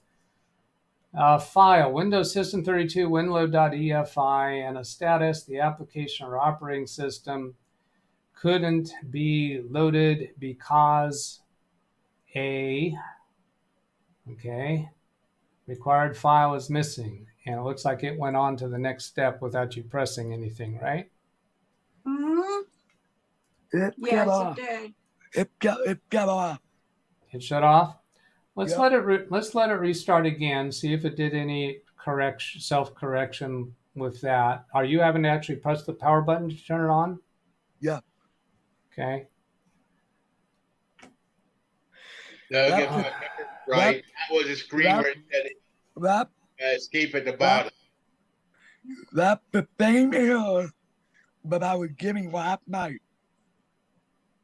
All right. So I heard what Josh said. William, I didn't understand what you said. With It was at the bottom white bar down there. It says one says enter for the OS, escape for. Oh, okay. You're saying it had that screen had some commands at the bottom that we could have used. All right. But by waiting, apparently it was on a timed a timer. There was probably a number counting down somewhere on the screen that we didn't see. I'm catching up with chat. We're waiting for the computer. We'll give it some time. For GPT drives, the boot information is in the FAT32 partition. I would try select Victor next to see if it picks the GPT drive rather than older non-UEFI. WinLoad error at this point. I'm for a wipe, reload, restore from Macrium.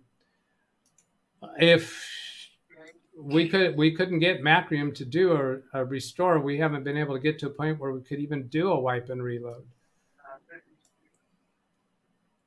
And this message might have to do with changing legacy to UEFI. Seconded, as I stated earlier, the BCD is probably corrupted. Hey everyone, I'm getting a new car.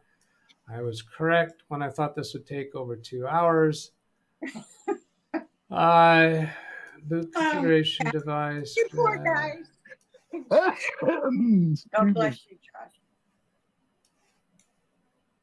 Josh. All right. I'm caught up with chat, even though I haven't read everything out loud.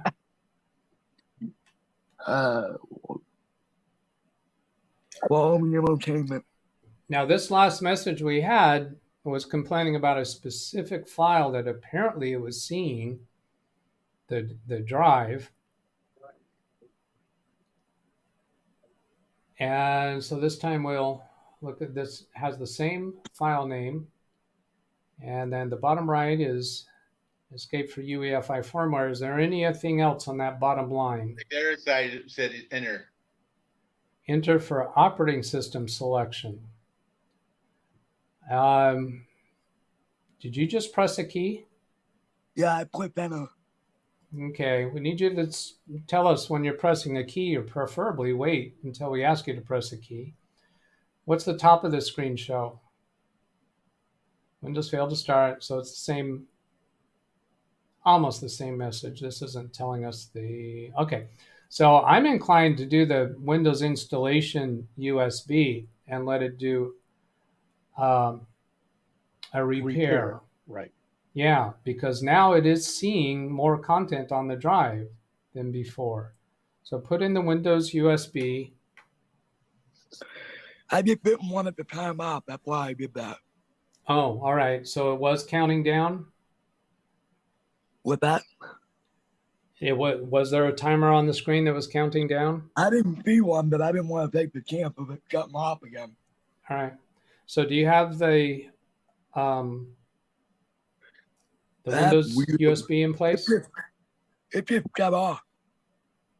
The computer shut off? Yeah. Yeah, it must have been a timer going on probably. Yeah, if it's completely off, go ahead and turn it on. We have the Windows USB in, so we're just going to let it boot. Although it's going to try to go first to that drive. Yeah. Do we have a function key for selecting a boot media?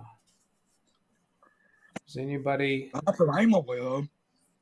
Well, there probably is. If somebody can find that in a Google search and let us know in chat, that would be convenient.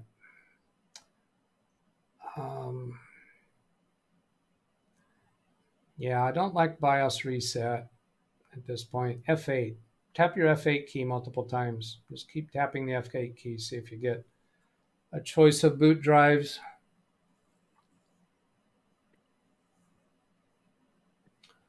Again, do a wipe the drive to do a clean install. My understanding when they tried to do that with the Windows drive, they couldn't delete the partitions that were there already, so they could not do a fresh Windows install.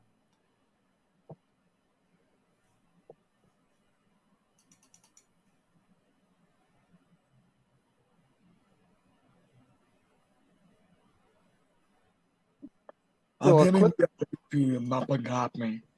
Yeah, I think restart again, either with power button or Control-Alt-Delete, and use the F8 key. We probably missed the opportunity to do that. A clean install of Windows will eliminate all of the partitions.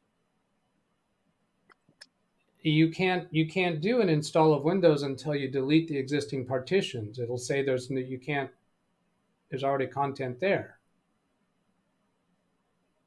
I thought it asked you, would you like to proceed? Only after you have a space available for it to install. You have to select one of those partitions to install on, or you have to delete the partitions that are there. And it's yeah, that's right. You delete the partitions that are there, then you have all that blank space, and then Windows can proceed. But they weren't able to do that. When they tried to delete those partitions, they got an error message. But we might be able to do that now since we've got the UFI mode. Yeah. Is it possible when he gets to that point, instead of trying to delete him, can he click on the word new and see what happens?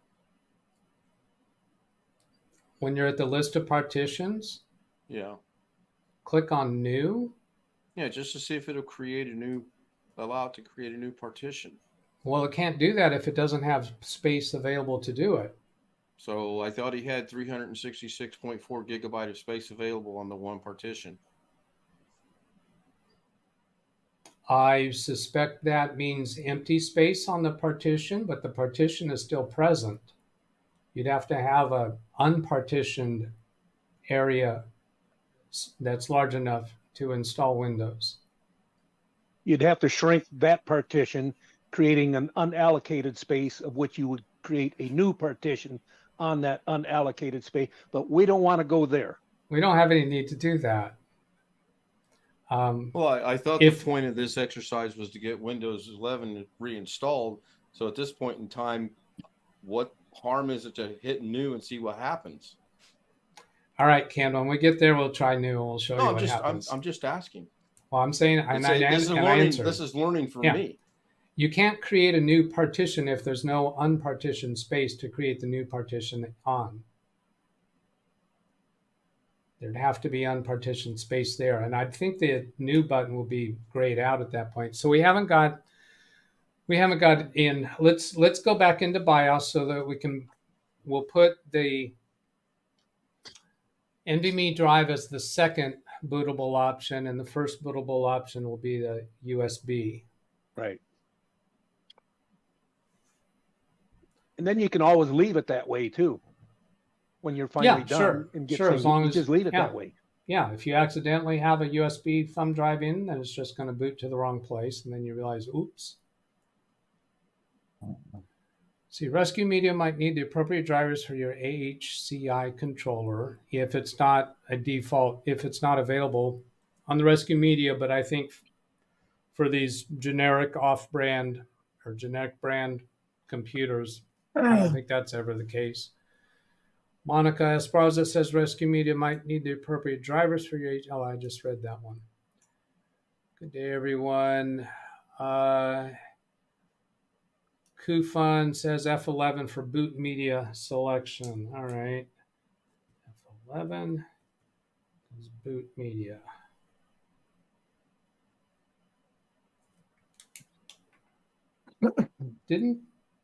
Are you still not into the BIOS? Nope. All right. Black Serendipity says there's a free version of Minitool Partition Wizard 9.1 boot ISO from legitimate source to delete the partition. Boy, if we really have to get heavy-handed with it. Version 10 and above must be paid for. You need unallocated space, Greg says. Bobby, What?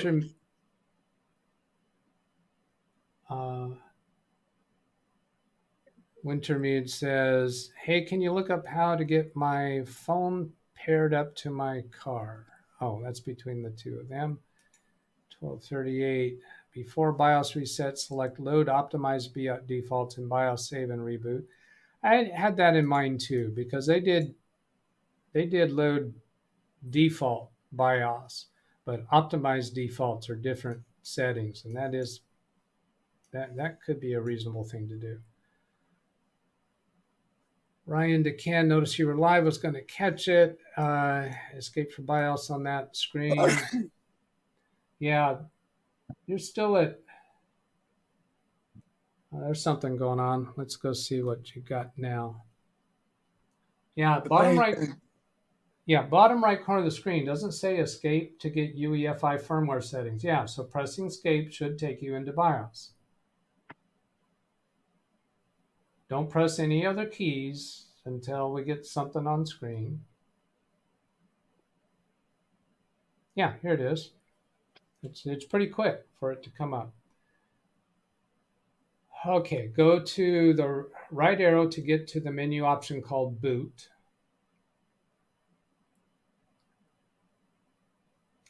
Then go down to Boot option number 1.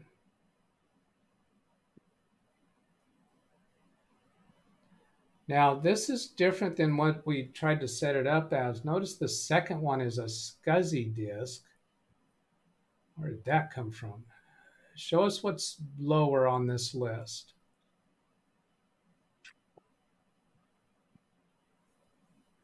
No. I'm buying the leap of it. Hold on. All right.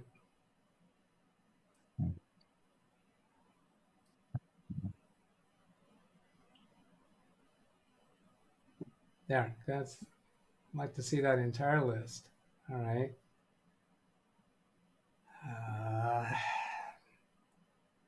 So the bottom one, network, there's a USB device SCSI disk at number 9. There's an NVMe at number 6 or so.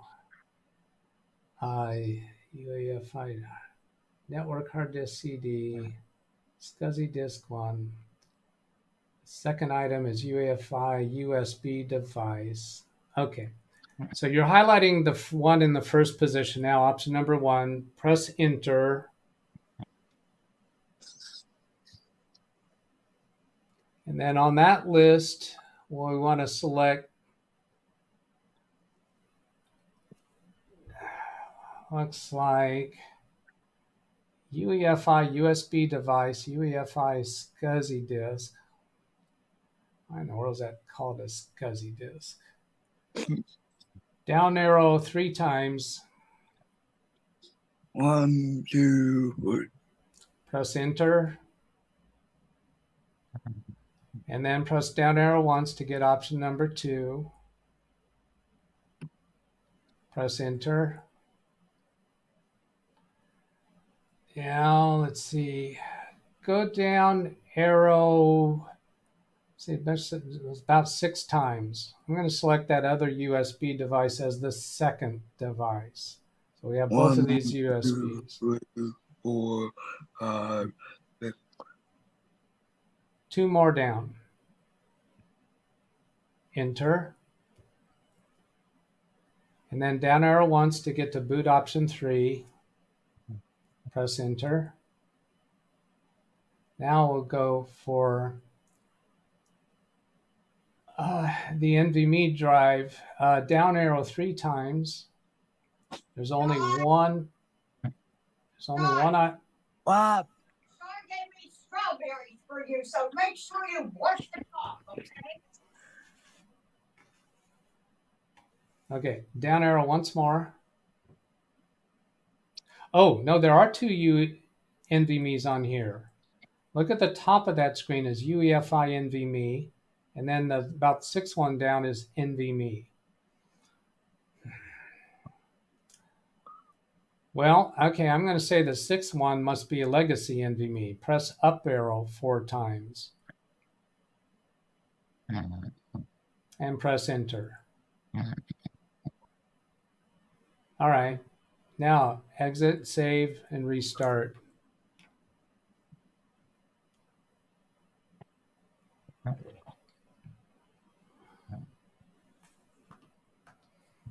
Okay, Alex says Macrim won't detect the drive either. Agreed.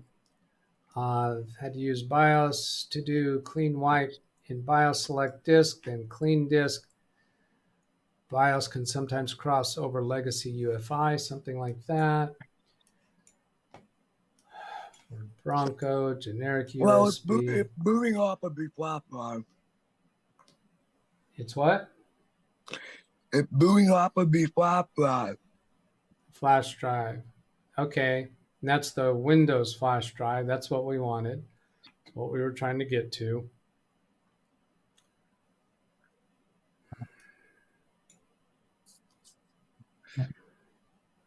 Okay. Click next. And then bottom left. Oh, let's see. Do we want to? Yeah, we're gonna. Let's try install now, because we want to go try the Ken Stout method of creating a new partition, right?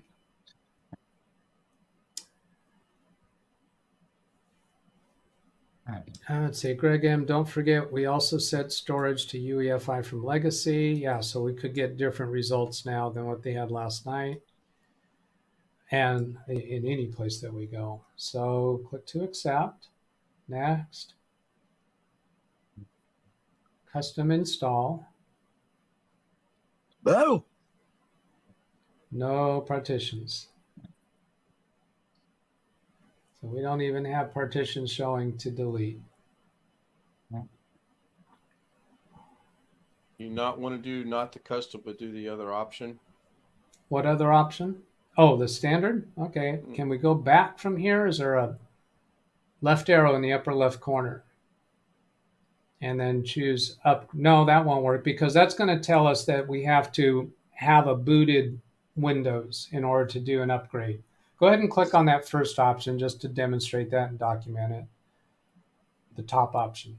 No, that's the second option. That's not the top option. Top option. And then, yeah, their upgrade option isn't available if you start your computer using installation media. Please remove the installation media, restart your computer. So if you're booting from a thumb drive, you would never be choosing that option.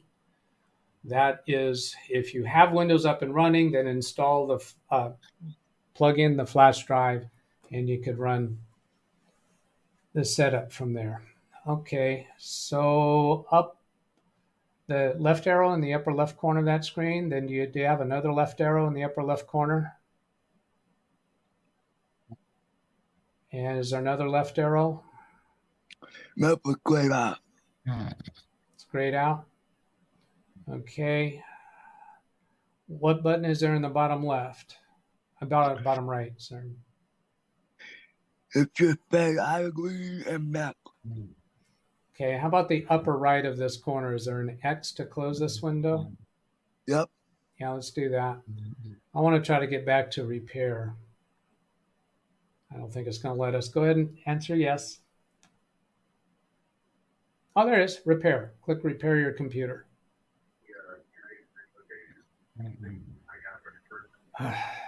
Yeah, Dennis, new installed Windows. We can't do that if we don't have a drive to install on. Click on troubleshoot.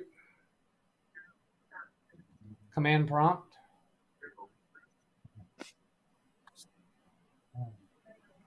And then disk part. DISKPART. DISK.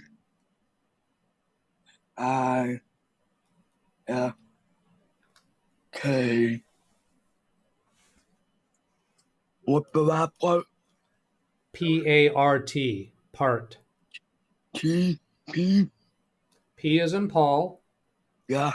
A as in Alpha. Yeah. R as in Romeo. Yeah. T as in Tango.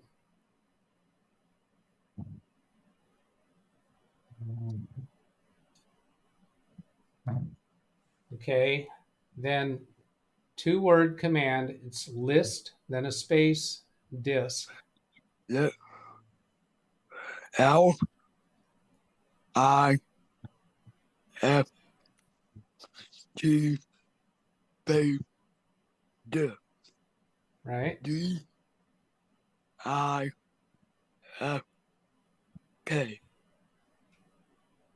Press enter. And all we see is the thumb drive as disk 0. Okay.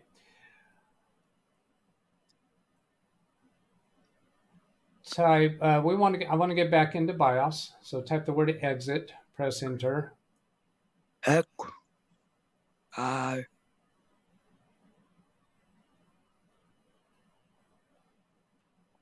Okay, that's not spelled right.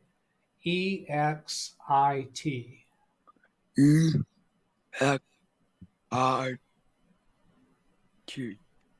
And press enter. And then do that again. E-X-I-T. Enter.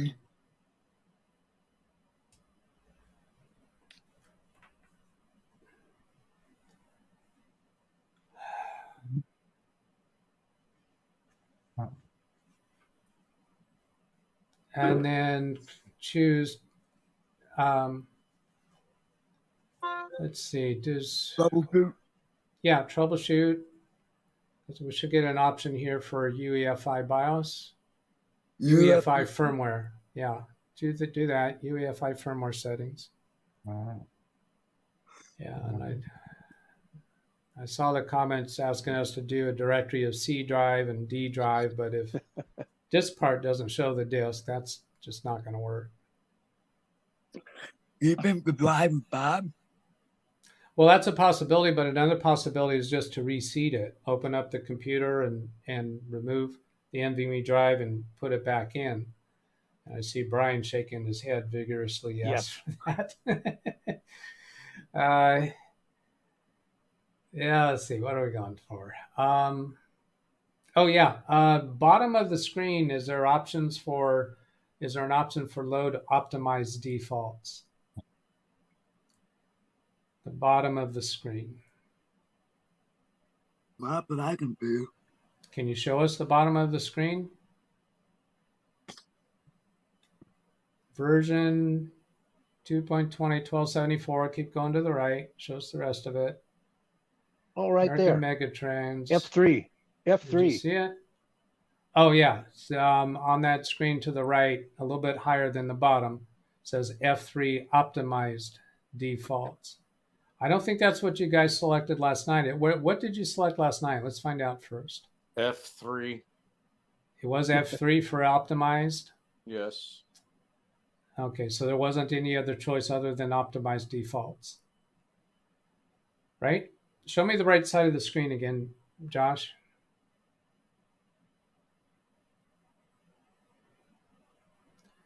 Change options, general help, previous values is F2. F3 is optimized defaults. I wonder if previous values would allow, if it's smart enough to choose the last successfully functional values. Wouldn't that be something? Surely you just. I'm wondering if you chose previous values, it would take us back to where we just reset the BIOS about 10 minutes ago. Yeah. And then if you hit F2 for previous values from that, if it would be smart enough to save incremental changes. I've never heard that suggested as a way to deal with this, but I have seen default settings and optimized settings as two different choices of what to select as an automatic state. And I'm not seeing that here. All we see here is previous values are optimized defaults. But last night you guys did select optimized defaults, right? Yeah. Now, I don't know if that changes everything on every page of BIOS to the optimized defaults, or if it only is resetting memory timings or overclock values, things like that. I don't know for sure what all it does. Let's press F2 because that one comes first before F3. Load previous values. Press Enter, which is to select yes, and then restart.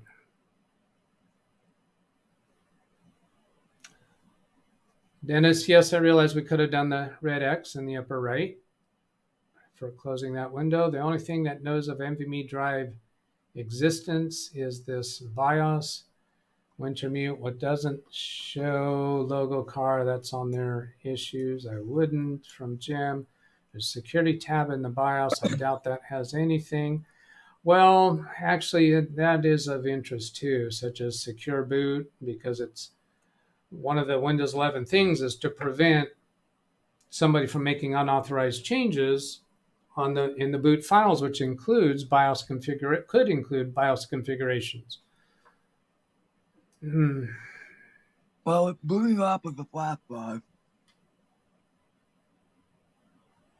Oh, well, we needed to boot without the flash drive in. Okay, so unplug the flash drive? Yeah, unplug the flash drive and restart it.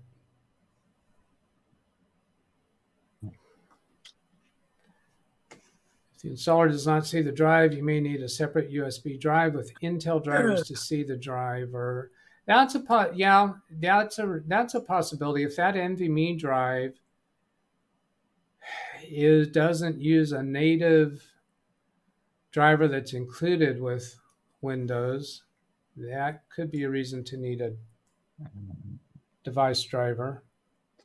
From Jeff, Gel Tech Computer Repairs and Floor Measuring Service. That's an interesting mix of businesses.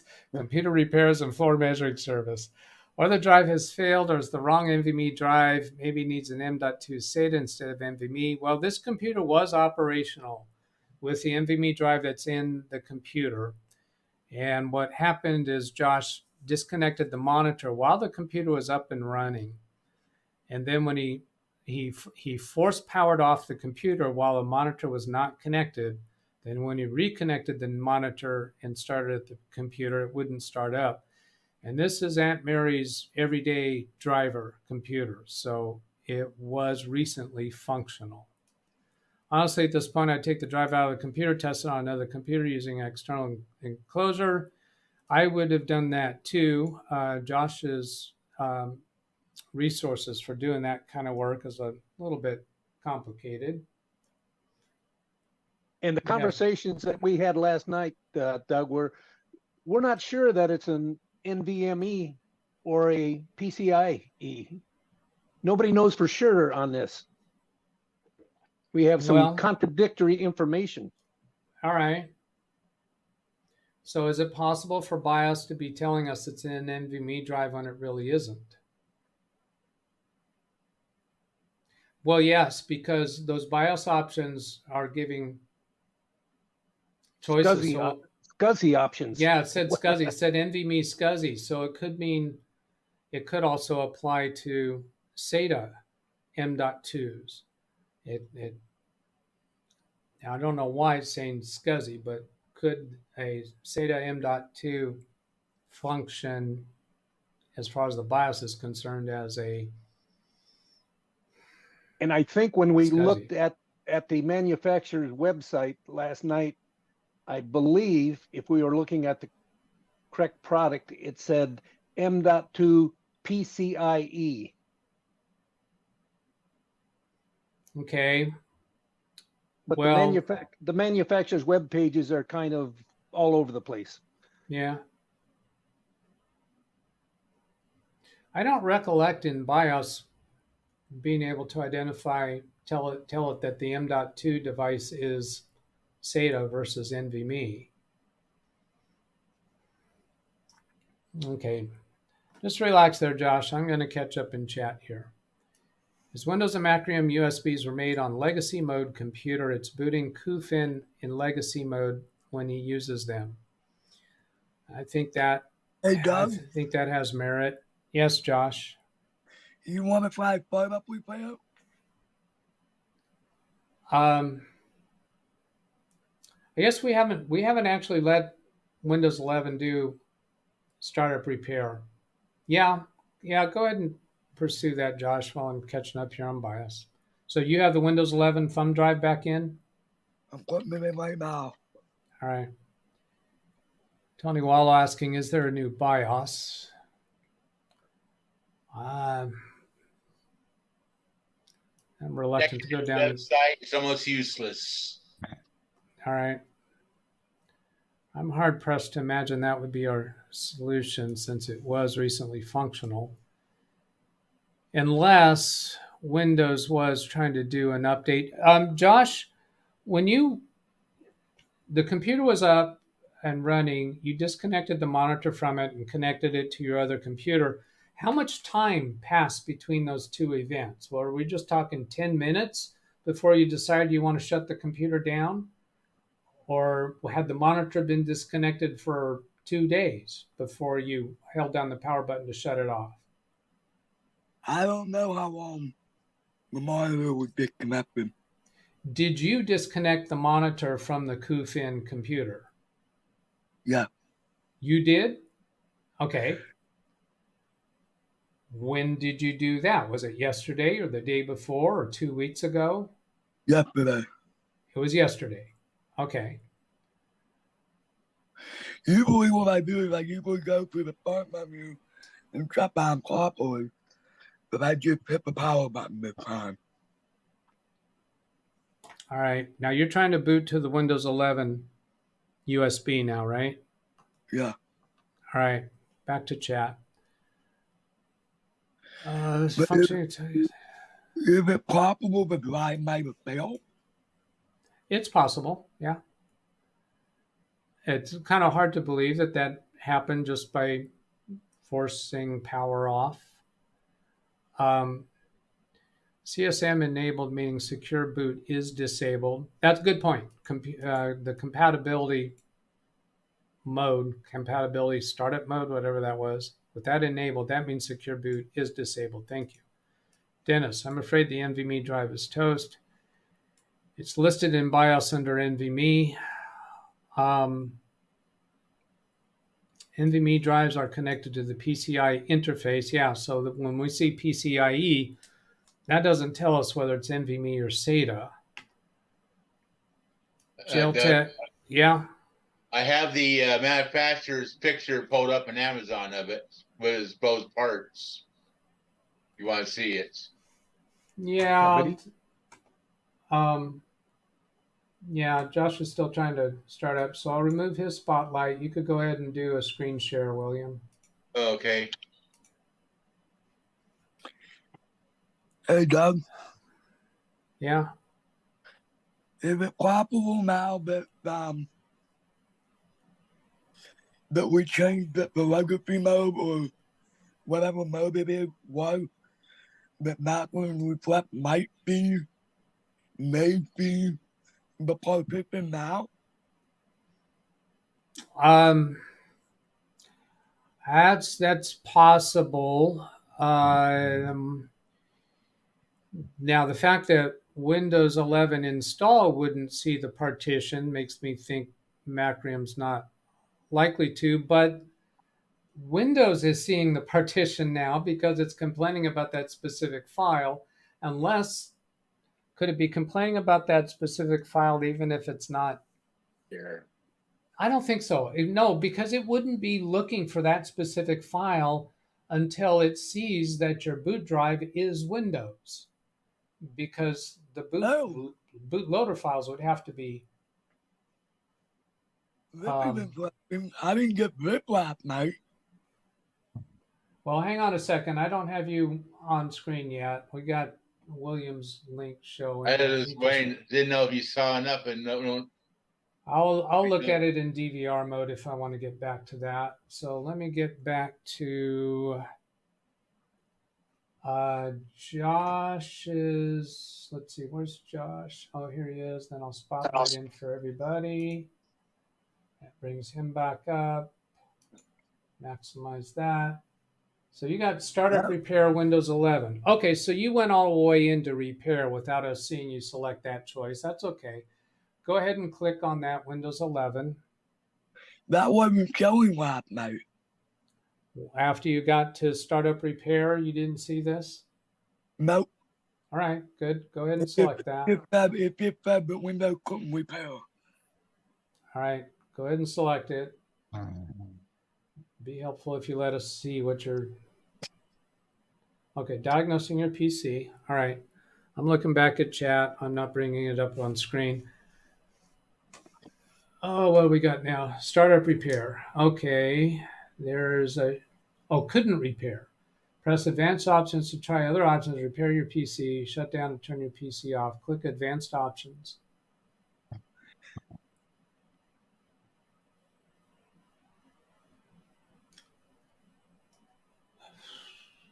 Do troubleshoot.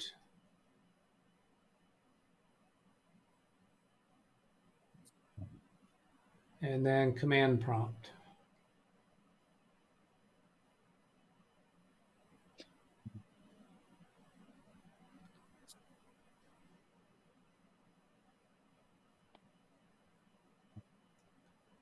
All right, that's showing an X drive.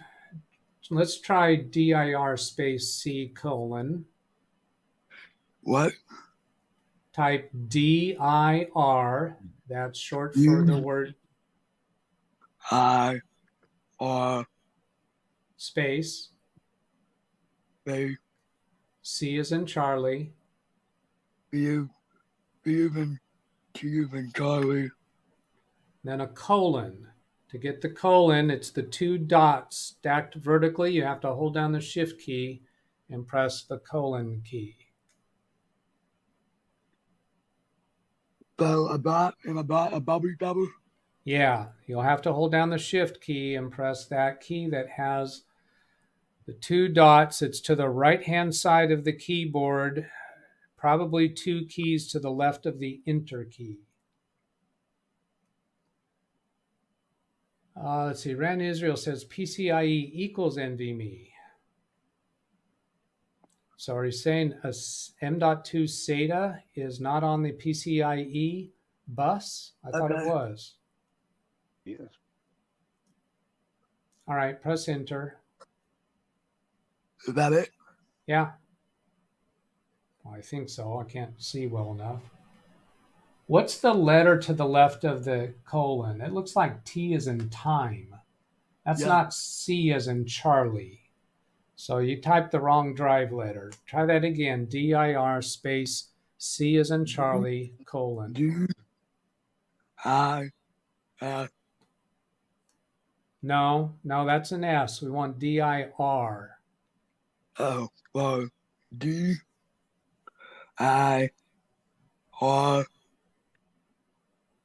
space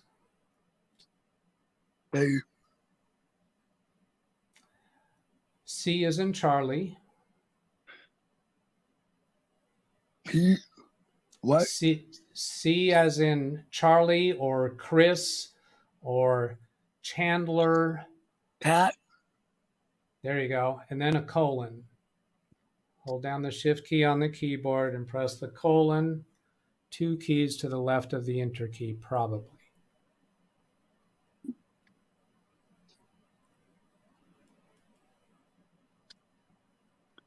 Okay. Press enter. Oh. Look at that. We've got folders on the C drive. Okay. Let's try disk part. Do I have K B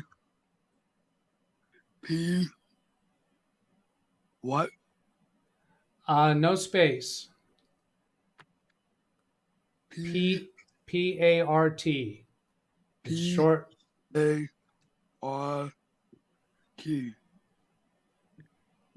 Right? Yes, press enter. Okay. Now list space disk. L F I T. No. L-I-S-T. L-I-S-T. Space. Disk.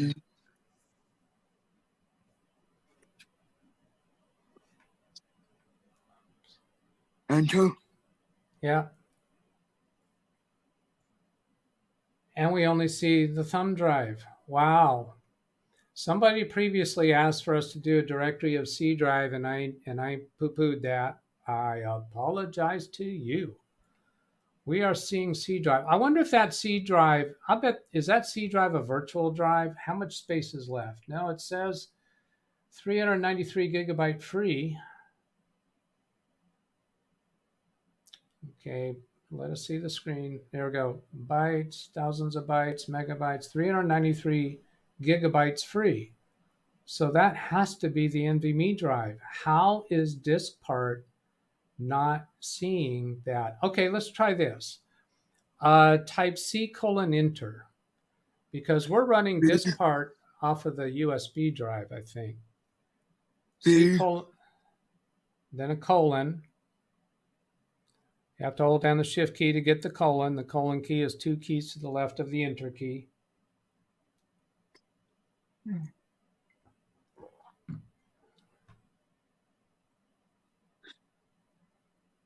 Show us what you've typed.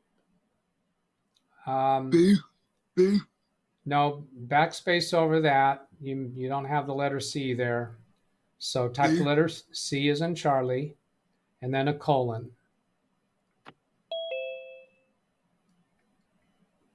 Type the letter C as in Charlie, and then a colon. Like that? Yes, press enter. Jeff, I muted you until you get your YouTube shut down. Oh, we're in disk part. That's why it's not working. Ugh. Type the word exit and press enter.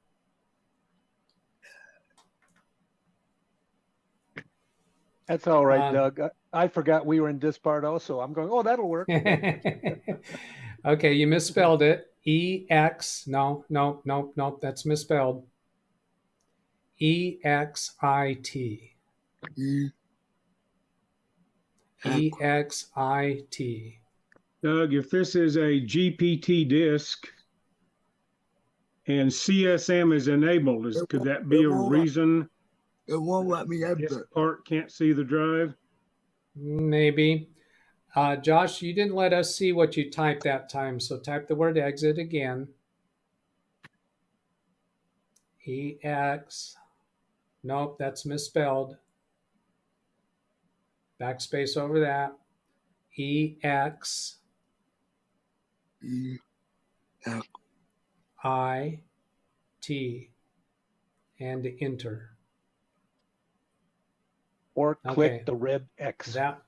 No, we don't. We want to keep this DOS window open. Okay, well, I mean, to exit this part, the red X will also work. That'll close the whole window. No, just this part. I don't think so. We've already exited from this part. Okay, now it would close command prompt. Okay, well, now type C:* and then enter. So then a colon.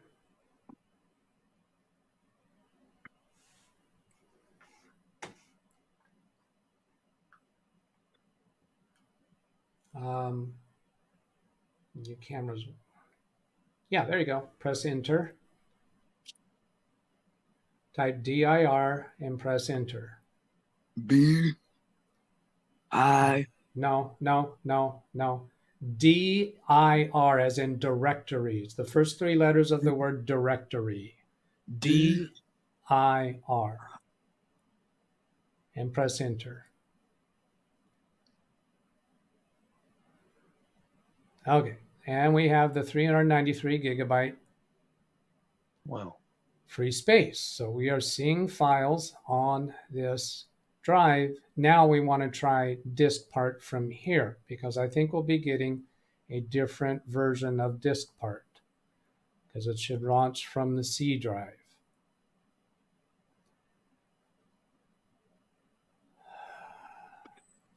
Jeff, are you saying disk 1 seems to be too small to be C? 1 is the USB drive. Yeah, the NVMe drive. Okay, isn't shown. Let's see what we got here. Okay, disk part. DISKPART. I. Show us your letters as you're typing them.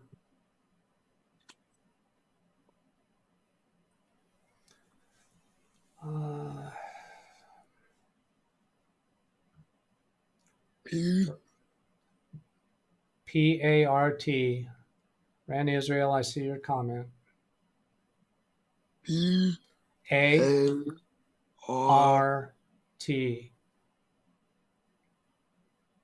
P-A-R-T. And enter. That shows a version number right there. That version number, I wonder if somebody might research. Let's see, on computer, it gives us the name of the computer. Okay.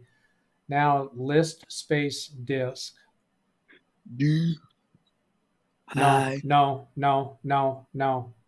Backspace over that. List, L-I-S-T. L-I-S-T. Space. D-I-S-K. Randy Israel, I see your, thank you for putting that in. Press enter. Yep. Yep, so that's still giving us the wrong one. Type exit and press enter. E-X-I-T.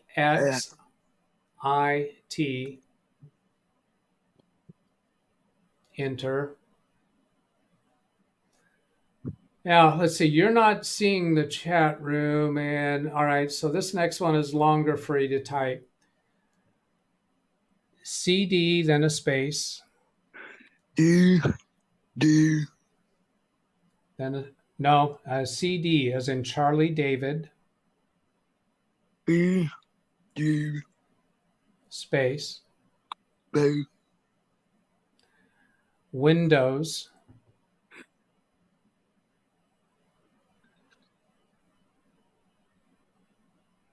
W-I-N-D-O.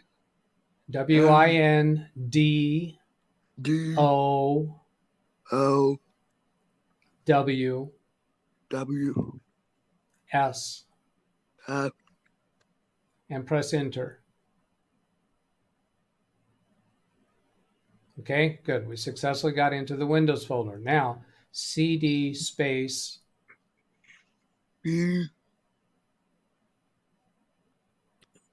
D. System 32. S as in Sam or Sierra. Y. S as in Sierra. T as in Tango. T as in Tango or Thomas. Good. E as in Echo. M as in Mary. The number 3. The number 2.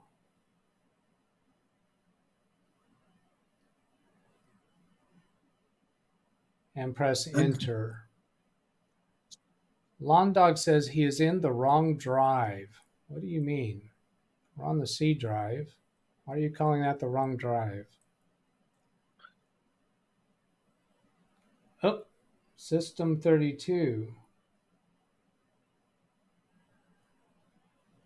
It's not there. Type DIR and press enter.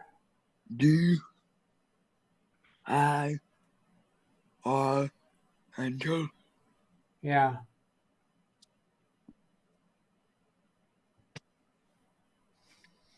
I'm thinking we don't have any rights to see what's in there because we're not logged in with the Windows account.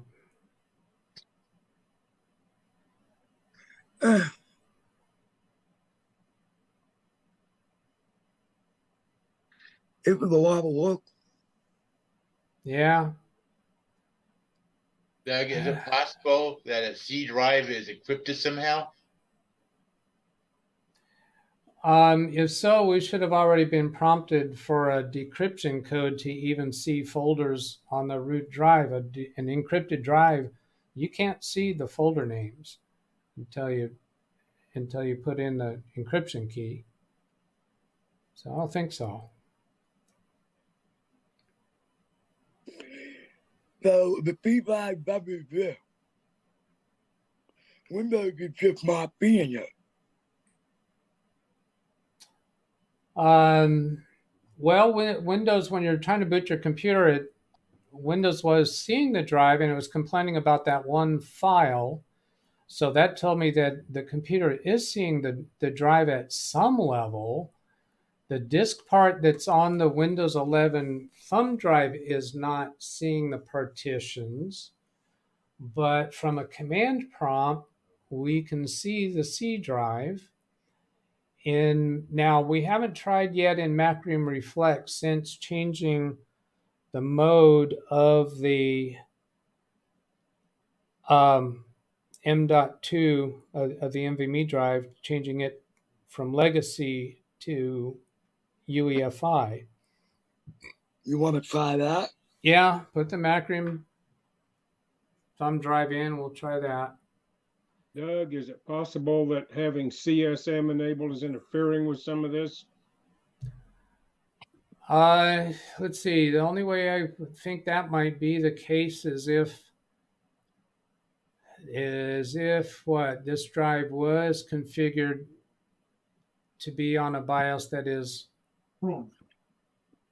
UEFI mode only.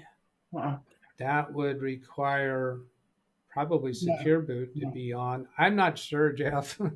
Well, Windows 11 normally requires secure boot. You can't get secure boot with CSM enabled.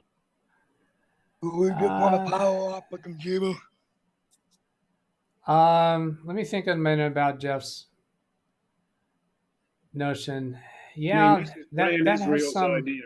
This is Rand has been talking about this in chat. Yeah, let me go back and look at some of his comments. Let's see. He says, at first I thought this was Windows 10 where CSM isn't an issue, but for Windows 11 we need secure boot. Yeah, Windows 11 definitely wants secure boot. That's really ringing a bell for me. Power up the computer. Yeah, let's get into CMOS setup.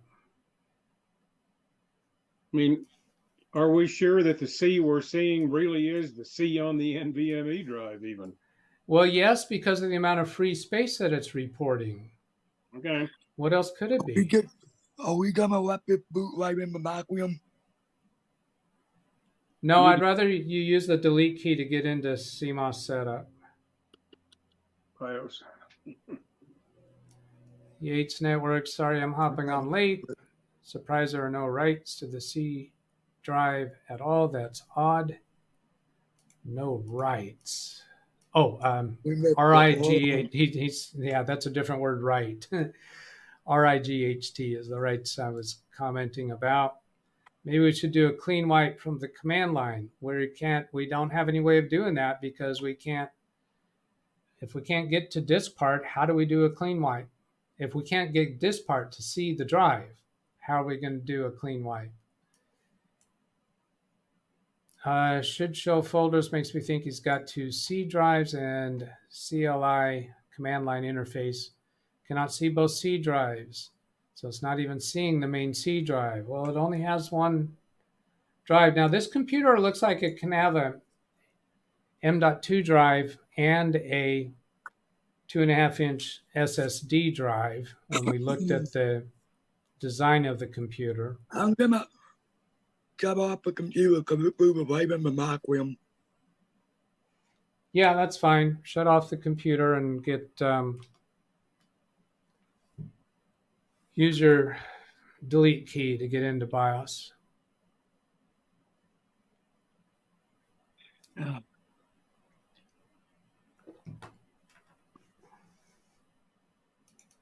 I'm very attracted to turning on Secure Boot and turning off CSM because that doesn't sound like a default for purchasing a computer.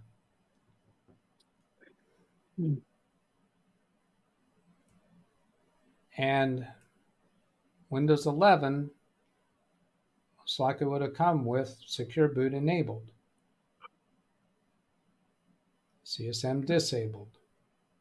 I know, I'm pretty sure there's some comments in chat that I missed when my screen stopped scrolling. So if somebody's put something in chat that I haven't mentioned and you think I need to consider it, then let me know. I do see that Carrie Holzman's going live. I have to go to the bathroom. All right. I'm going to unspotlight Josh for a change of scenery. What that? Yeah. Yeah, go ahead. Don't take us with you to the restroom, please. No, I won't. I gotta plug you guys in though, because you guys, my phone's gonna die eventually. Oh, all right. I'll be back. All right. This thing about the Windows folder appearing to be empty, that's making me think that could that be a feature of how Secure Boot works? Meaning, if you start the computer without Secure Boot enabled and with CSM enabled, could that be a design of Windows 11 to show some of the content on that drive without letting us access everything? I'm surprised you can see the drive at all. Me too, with disk part not recognizing it. If it's a GPT drive, which you would think it would have to be for Windows 11. I have had occasions, yes, where I have in front of me a thumb drive labeled Macrium Windows 10, Macrium Windows 11, and Macrium RAID. And those were configurations I discovered if I create a Macrium thumb drive, while it's in a computer that does require a unique driver for the storage media, that the computer will create the thumb drive with that driver on the thumb drive. So that's this one called Macrium RAID. I did that on a laptop computer that was configured for RAID. Some manufacturers do ship laptops configured as a RAID type. Now, I did some research to find there is a reason for that. I just can't say it. I also have one, I have 4 Macrium in front of me. Macrium Dell RAID. So Macrium Windows 10, Macrium Windows 11, Macrium Dell RAID, Macrium RAID. And I made those different ones because I had troubles where booting from the thumb drive, Macrium was not able to recognize the storage drive. That really could be what's involved, what's going on with our Macrium issue. But if it needs UEFI and UEFI isn't completely enabled because of CFM, could that be hiding part of the C drive from you? Yes, that's also a possibility of what's going on here. That's just wild guessing. I think that's valid. And this is an area that I wouldn't consider myself an expert in unless I'm dealing with adjustments to these on a daily basis, and that is my regular job. So this is something I get into occasionally. And there's so many variations that could be in play here. Greg M., we didn't go look in the users folder. My guess is if we wanted the users folder, it would probably be empty too. So Doug, what do you think he was doing on that machine when he unplugged the HDMI cord to plug in that other computer, and then without thinking, he turned the power off? Is there anything that you can think of that would have caused this? Most likely thing I'm suspecting is he was in communication with aliens from another world at that time.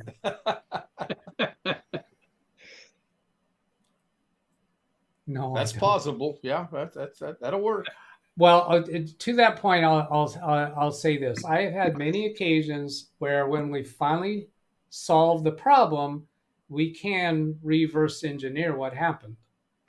Now, I don't know that, but other times we fix the problem and we just got it working and we walk away and never really know why or how it happened. What I think we're trying to get in, we're trying to get into BIOS now to enable secure mode, disable compatibility service module, compatibility system module, CSM, whatever that was.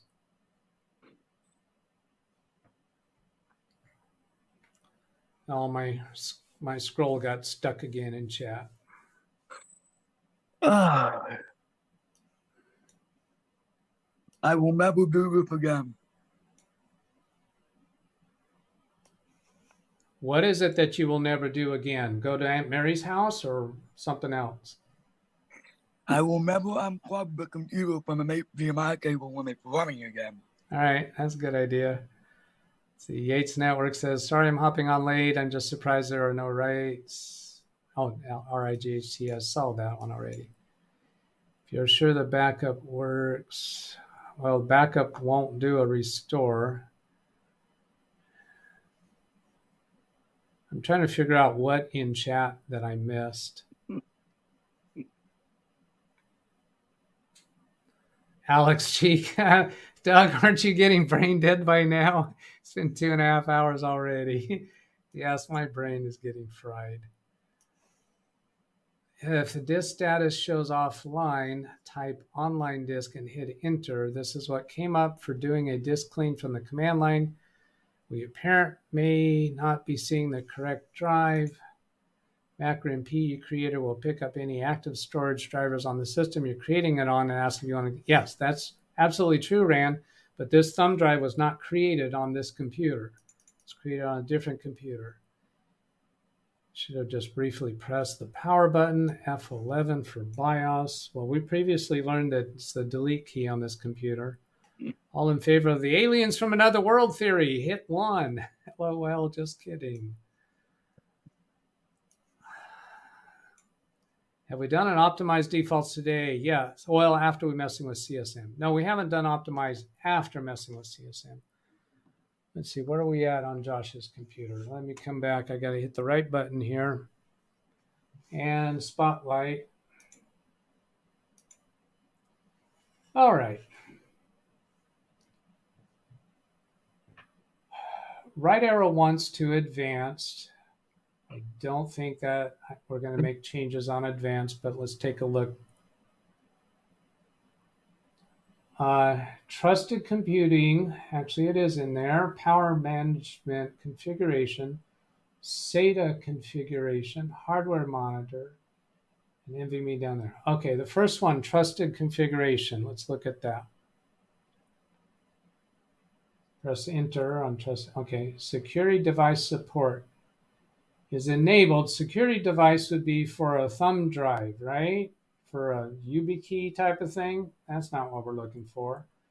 SHA-256 PCR bank is enabled. Pending operation, none. Platform hierarchy, storage hierarchy, endorsement hierarchy, TPM 2.0 spec version, physical preference spec version, physical presence spec version 1.3, TPM 2.0 interface type CRB, and then that last one is device select is on auto. Let's go all the way down to device select and see what the choices are. I don't think we'll want to change it, but I'm wondering if it'll recognize the presence of the NVMe drive there. Press enter. Oh, that's selecting for the TPM version. Escape from that. Is anybody concerned about this TPM 2.0 UEFI specification where physical presence is 1.3? That's making me think that the device that's installed is only that 1.3. I don't feel very attracted to that. I'm giving somebody a chance to respond. Let's see the CSIC comment. And these are supposedly the optimized values that we hit before, aren't they? Did we? I don't think we actually did select that previous values, did we?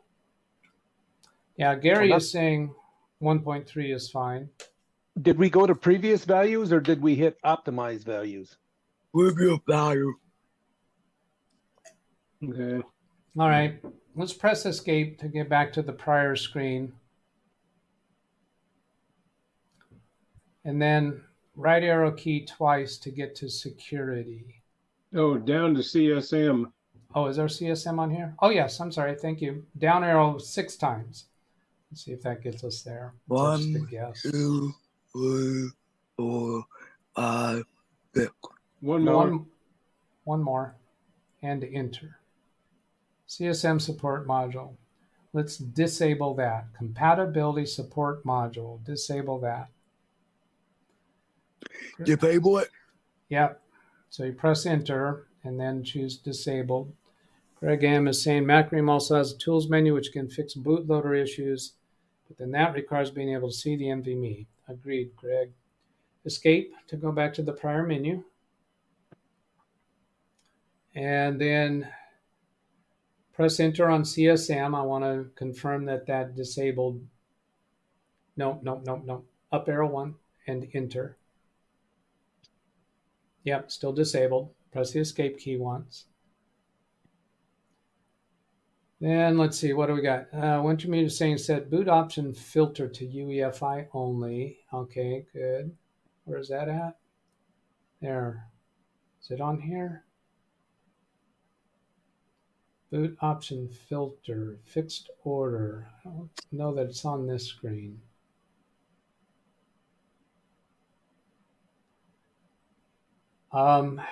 You went to this screen without me asking you to go there, so I didn't see how you get here. Boot mode select dual. Okay, go to that one that says boot mode select and press enter. It's boot mode select. It's down arrow probably a couple times, but you're not letting me see the whole screen, so it's hard to tell. Down arrow there. Boot mode select. Press enter. Yeah, select UEFI.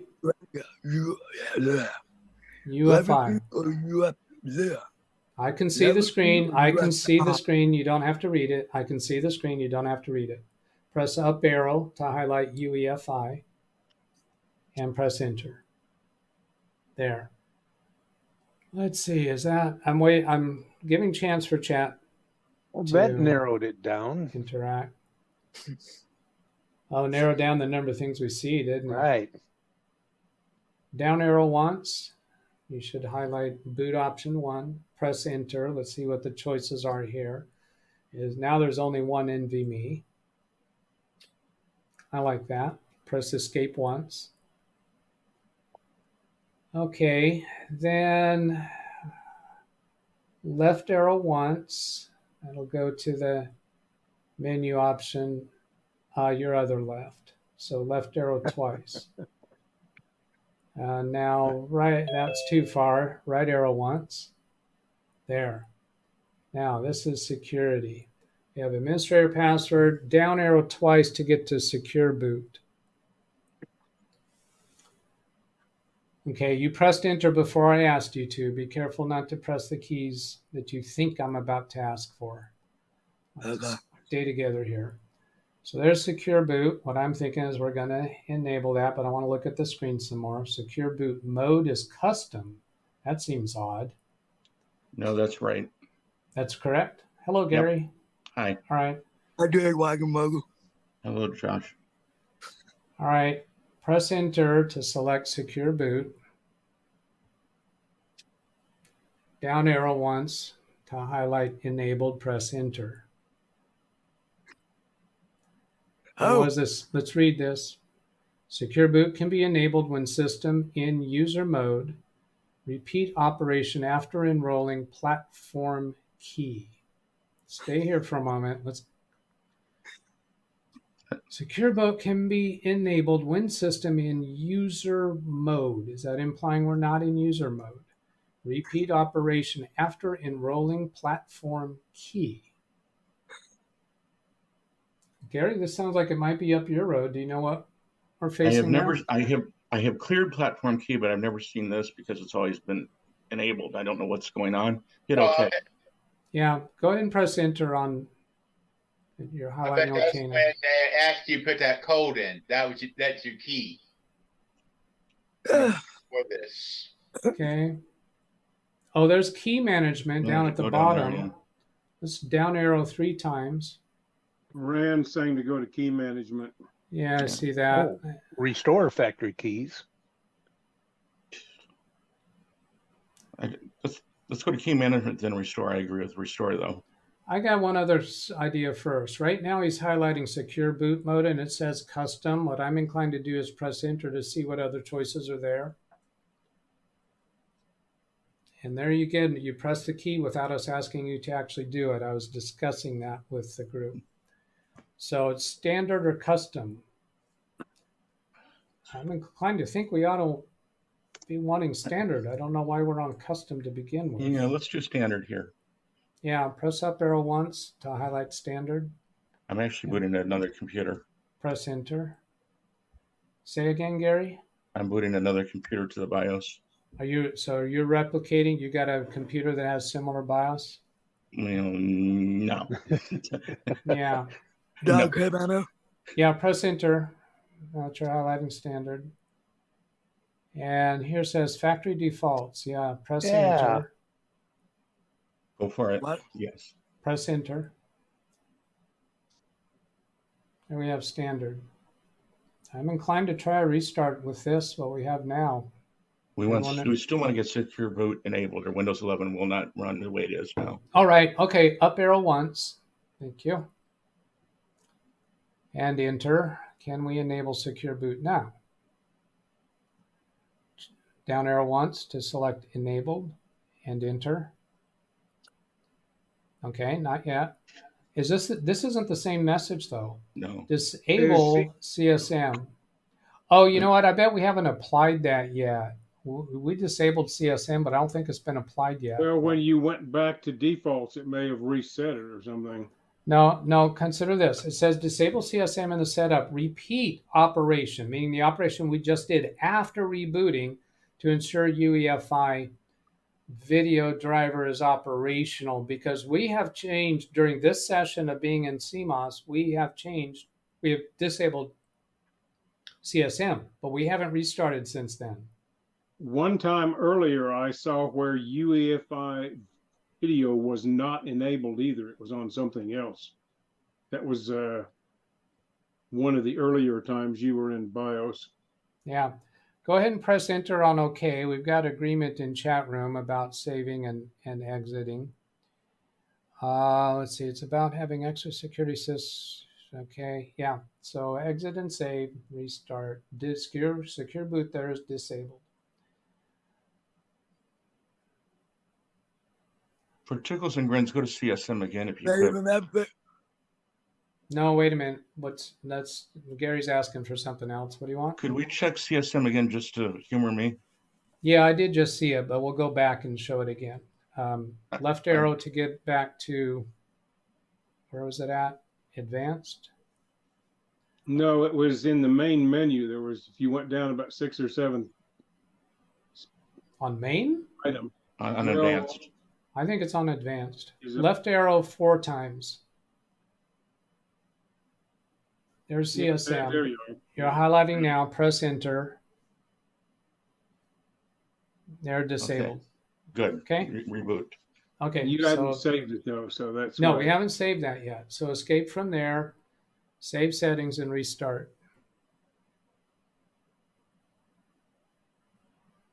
Remove any USB devices that are connected. Are there? Okay. No. All right. Yeah. Save and exit. Save changes and reset. Do we want to give it a chance to restart before we ask for CMOS again? I'd say go into CMOS right away and see what we see. Answer yes to that. And then be pressing your delete key to get back into BIOS setup. I use CMOS and BIOS setup interchangeably. William, check your chat messages in Zoom. That's the exact model that Alex bought for Josh a year ago. I posted a link for you. Okay. Then, oh yes, because we still need to get that secure boot. It's on the security tab, isn't it? Yeah. Yeah. I think right arrow key 4 times to get to security. You'll dream about this BIOS setup tonight. You need to show us the top of the screen. There's security, administrator password. Point the camera down so we can see what's below that. Secure boot, yeah. Down arrow twice. Enter. And then press enter. You're highlighting secure boot and then choose enable. Down arrow once and press enter.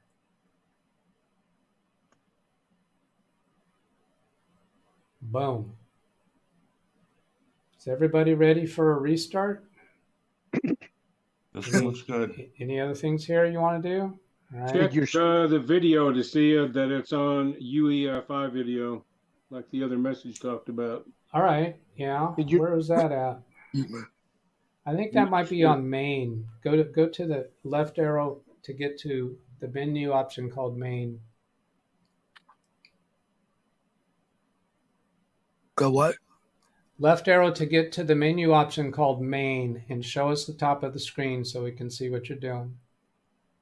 Left arrow twice. Left arrow once more.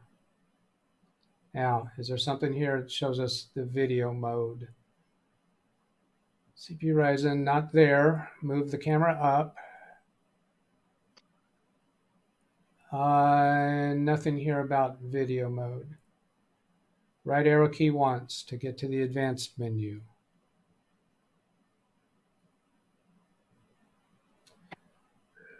Press the right arrow key. There you go. Is there anything on here that'll give us the video mode?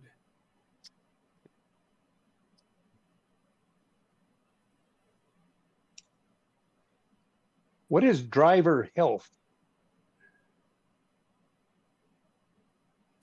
I don't know. Before let's start with hardware monitor. Then we'll go down. We'll look at that and then go down to driver health. Down arrow twice. Down arrow once more. Enter. This doesn't give us anything about monitor. All right. Escape once. Down arrow 6 times. 1, 2, 3, 4, 5, 6. 3 more down arrows. Enter. Driver health is for the network driver gigabit. Well, yeah. Escape key once. Right arrow key once. With that? Press your right arrow key once. Chipset, none of that's going to... PCI Express configuration. Press enter. What's on there? PCIe by 4 SSD is enabled. M.2 WLAN is enabled. PCIe LAN 1 is enabled.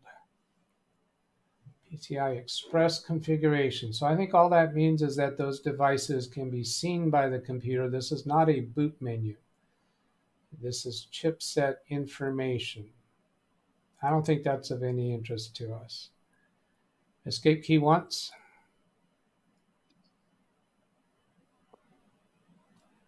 Right arrow key once.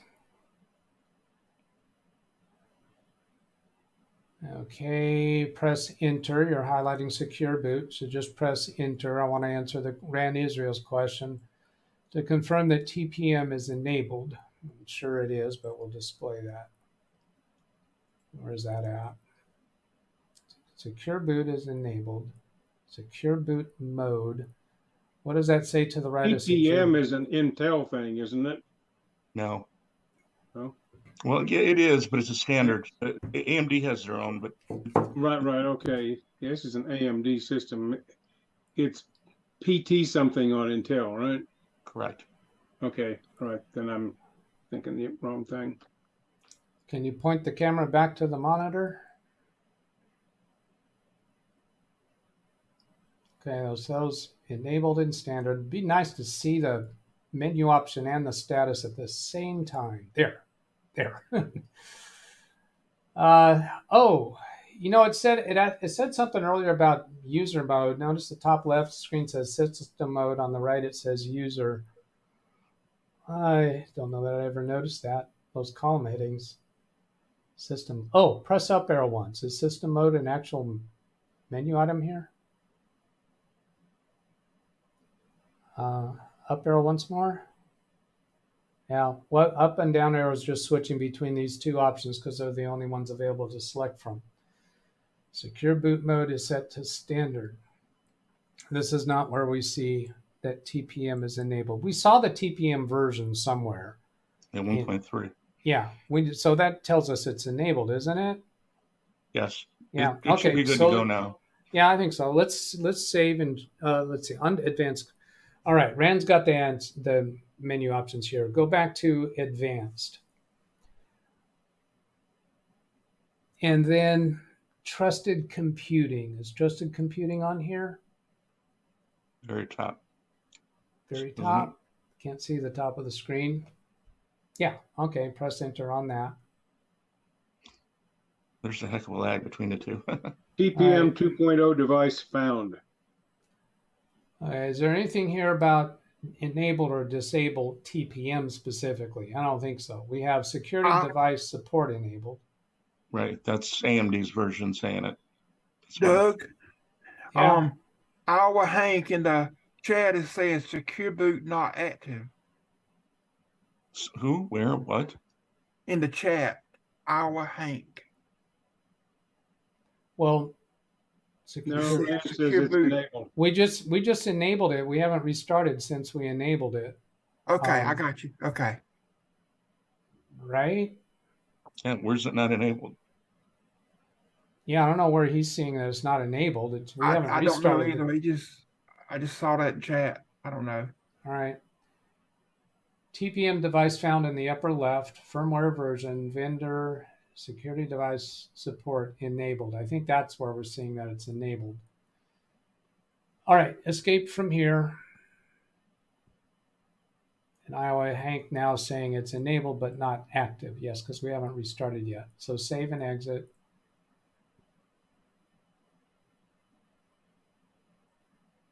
Answer yes. Now we'll let it try to restart. There's no USB devices. Wintermute says it showed on security menu as what? Why did we get? Right into the bio.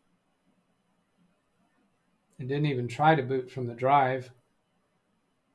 Oh, that was weird. Well, yeah. Well, I have a suspicion for that. Right arrow key 3 times to get to security. And then go down to secure boot, down arrow twice. Enter. Secure boot mode standard. And secure boot mode enabled. Where is that one? Up there. No, you're on secure boot. No, now press enter. Secure boot enabled. No, that's not what I wanted. What I was trying to get to is that place where it looked like it was a setting for a YubiKey. Escape from here. Escape to the prior menu. Now? Yeah. It's not an option. It's not an option to press the escape key on your keyboard. Okay. Oh. Let us see the top of the screen. Mm-hmm. Check the boot menu. Rand says check. Think it's on boot menu. Mm-hmm. Right arrow once. What that? Press your right arrow key once. Numlock say, let's see, quiet boot is enabled. Oh, let's disable that. Yeah, because that'll that show us more messages during post. Down arrow twice. No. Up arrow once. Enter. And up arrow once to highlight the word disabled, press enter. Fast boot is disabled. Boot mode select, UEFI. The first item in boot option order is UEFI NVMe. All right. Left arrow key 3 times.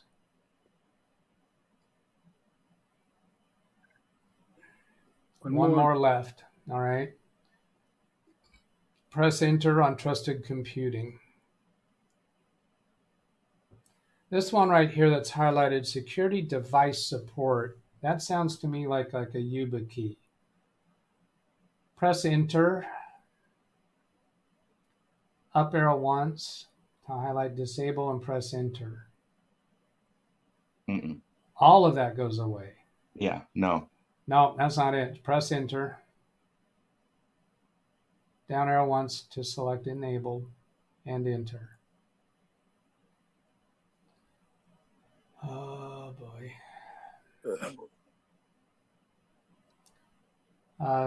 Show me lower on the screen. What that? Point the camera down a little bit so I can see what's below what we're seeing now. All right. I've seen enough there. Device select, and we did that already. It just comes right back in.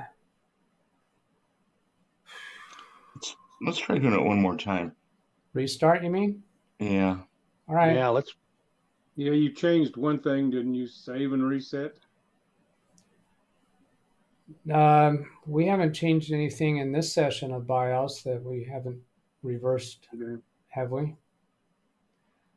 Iowa Hank is what's under the TPM interface. Yeah, press down arrow key to highlight TPM 2.0 interface. Down arrow key probably twice. Oh, more times than that. Down arrow 2 more times. Huh? Down arrow 2 more times. It's black. Oh, it it's skips not over it. Yeah, it skips over that because it's not changeable. What's under TPM interface type? We can't select that option. We can't select that option with the other options that are currently selected. If it's possible, changing one of those other options might change the availability of 2.0 interface type, but I don't know why we'd be going there. It's hard-coded, non-selectable. Yeah, but why would it be in BIOS setup if it's never selectable? Remember when we disabled the top item here, all of this stuff went away. When you change settings in BIOS, it sometimes changes the availability of other settings. But boy, we don't have any reason to think we need to change this. Greg M., yes, this computer came with Windows 11 installed. It was functioning the same day that it became non-functional. The only thing that happened that we know of that made it unfunctional is when a monitor was not connected to the computer and Josh held down the power button on the computer to force off the power. After that, when he reconnected the monitor, it would not start up anymore. I heard you say that earlier. I bet it was doing updates. Well, I was suspecting that too if this computer had been turned off the entire time that Josh was away from Aunt Mary's house, but it was not the case. Aunt Mary uses this computer every day. But does she reboot it every day? No. So it might have been in the middle of the updates while booting, and it only gets reboot when I remote into it. All right, so could there have been an update that was standing by that had partially been installed and was waiting for a restart to complete the installation, and it might have had that red dot in the bottom right corner in the notification area indicating that it needs to be restarted, and during that time it could be hazardous to force off the power? I don't know.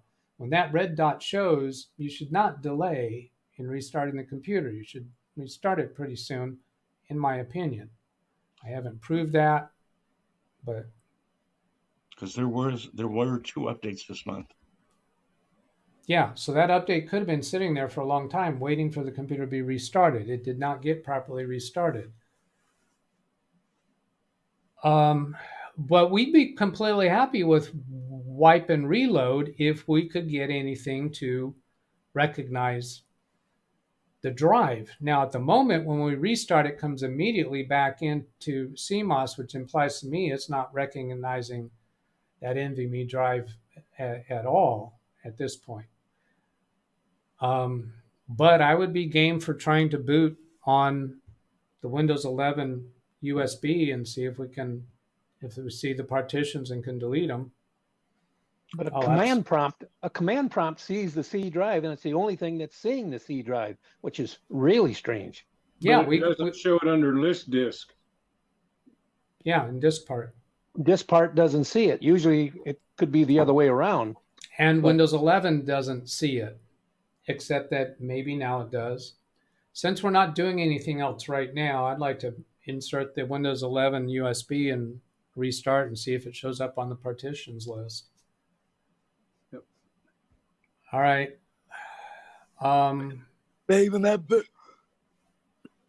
Yeah, save and exit. Put your Windows 11. Well, let's let it try to restart one more time.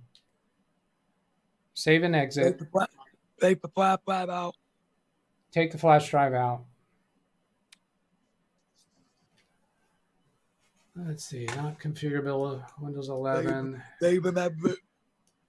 Winter mute's got a point there. Save and exit. Yes. Are you thinking that key management section might have been something to look at? Well, there was one place to reset a key. It moved right back into the BIOS. Yeah. Here now, let's see, customer reference board. It's a native Windows environment. No. Okay.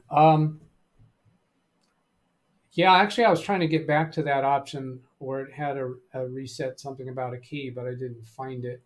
Where is that at? Restart. Yeah, Ren Israel's agreeing about reset the key. Oh, that was 4 right arrows. On to security. Josh, push your right arrow key 4 times to get to security. 3 times. 1, 2, 3. Yeah. Oh, no. Well, it might be in secure boot. Secure boot. I think I took us there trying to find that and didn't find it. Down arrow twice. Press down arrow twice. And enter. Yeah, it was the place where we saw. Right there. Key management. Yes, down arrow. But that's grayed out. I know. Secure boot mode. Go back to custom. I bet that makes key management available. Down arrow once. And remember, this was set to custom when we first came in here. Press enter. Show us what it says. Down arrow once. Enter. So custom means making these changes here. Press enter on key management. Let's see what's available there. I don't think that's what we want to do. Oh, look at that. Factory provision is disabled. Restore factory keys. Well, if it came with factory keys enabled, that might be what we need. reset to setup mode, export secure boot variables, enroll EFI image, enroll EFI image. That could be enrolling the image that's on this NVMe drive into this security configuration. Way over my head. I was going to say the same. Remove UEFI certificate of authority, perhaps, from the database. Restore database defaults in device guard ready. If let's DB means let's try database. one of the forbidden signatures. Yeah. Wow. All of these are more variables. As you add more variables, the correct setting is more complex to find. Platform key, test AMI, key exchange keys, authorized signature. I mean, I have guesses what this stuff is, but I'm long ways from knowing. Went to mute saying secure boot is enabled and custom. Yep. Leave it as custom, and it should be fine. And just try restarting as is? Yeah, because it's now taking all these keys the way they're set up. When it was standard, it was not taking all the custom keys. Yeah, it wasn't accepting those. And that's when it was bringing us right into BIOS. Okay. Escape once to get to the prior screen. Some of you might want to flag that spot in this video so you can get back to display that screen. So yeah, there's restore factory keys is on this list, but we're not going to do that because this was originally custom boot mode. Okay, exit, save changes, and restart.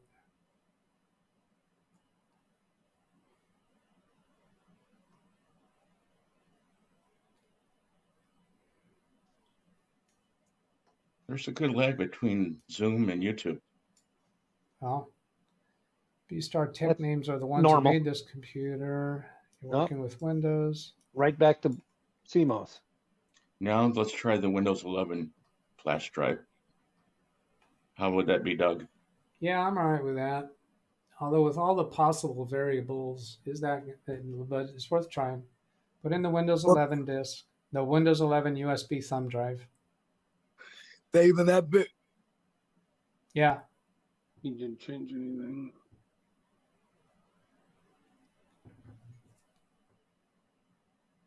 Well, it'd be normal to go to BIOS if it's not finding any bootable device. So if you put in the flash drive. Hey! Oh! We got the Windows 11 logo. Yeah, from the USB thumb. From the What'd USB you do, thumb drive. Josh? No, we put the quiet mode in. That's why we disabled it. Yeah. I'm going to step out and get me a new bottle of water. Isn't that I've never seen that on here. It's because you had quiet mode on. Yeah, and that's all. Oh, wow. Look how big everything is. Default graphics driver. Yeah. So this is the setup USB, right? Yep. Yes.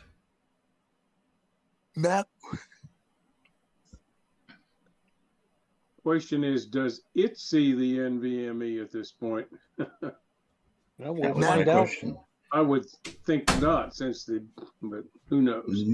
I actually bet it does. Not to give a big hassle, but I think the BIOS or the boot sector is boosted. The boot portion is screwed up.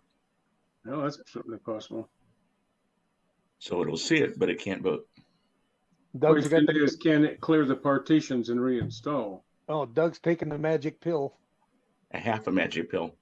We did find out who made this machine originally. Unless you're going to call them at their home, I don't think I care. Cheng Z maybe or something. Click next. It was probably a 3-year-old kid working with a whip on his back. Click and ball. Yes. Yeah, the same company sells at Walmart Connects under another name.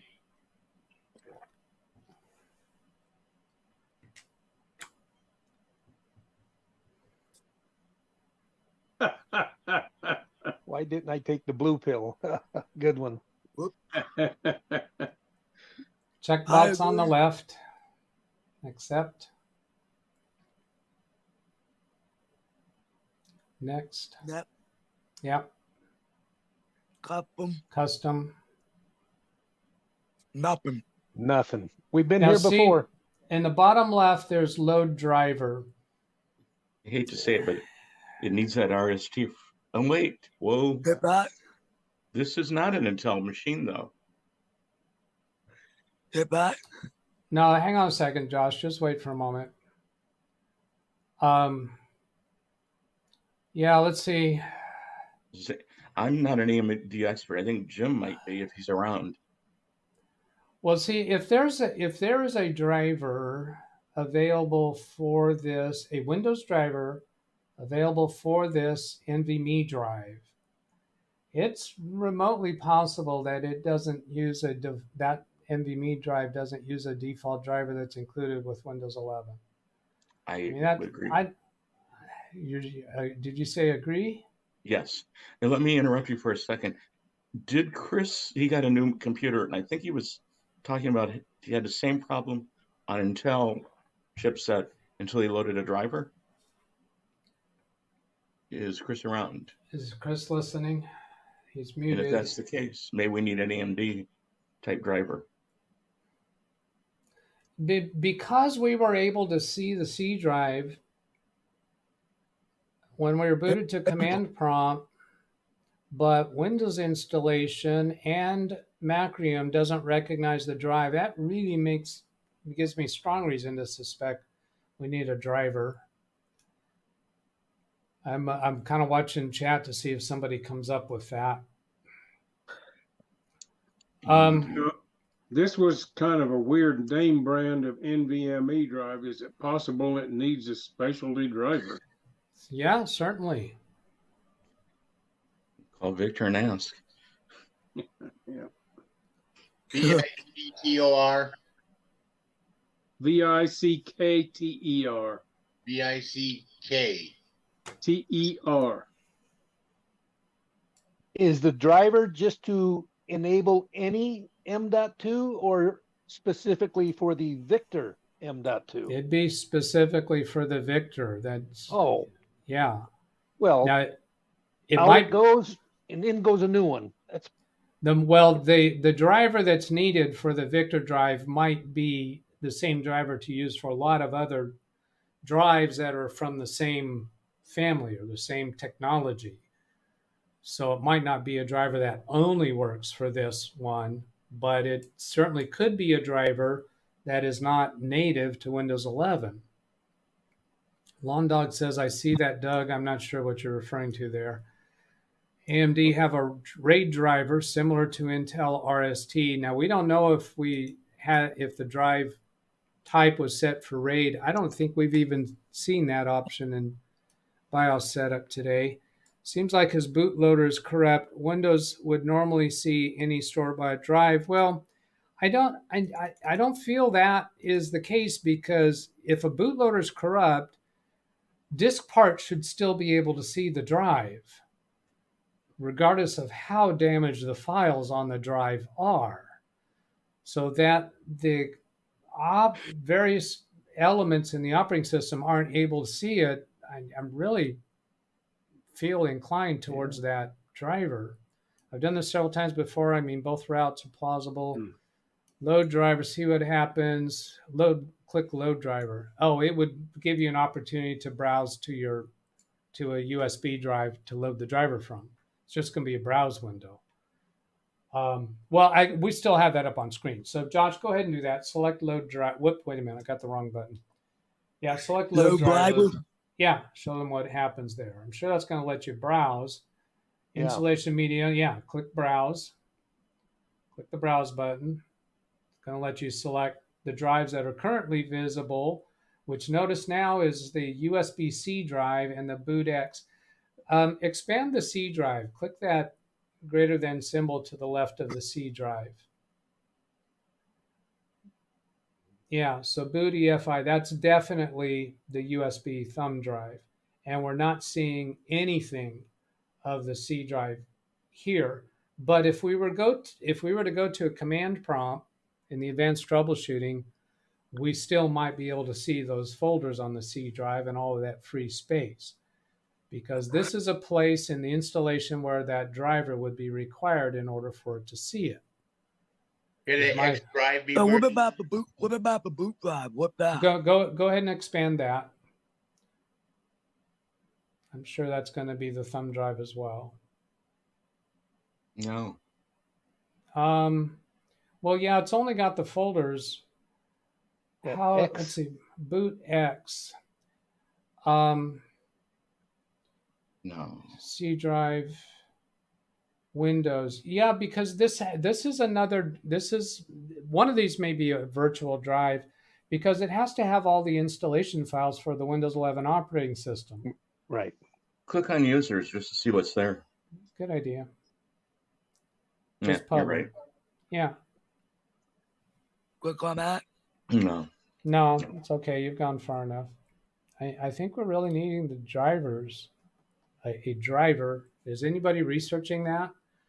Has a bad NVMe drive. Well, that is possible, but that's hard to believe under the circumstances of how this computer is working daily. And it was this sequence of events that crashed it. Although it could be. When a drive goes bad, it used to work. That's always the case. Anytime something goes wrong. Hey, my car got a flat tire today. I don't understand that. The tires were fine yesterday. Well, it's only flat on the bottom. Once the problem happens, it's always the case that it used to be all right.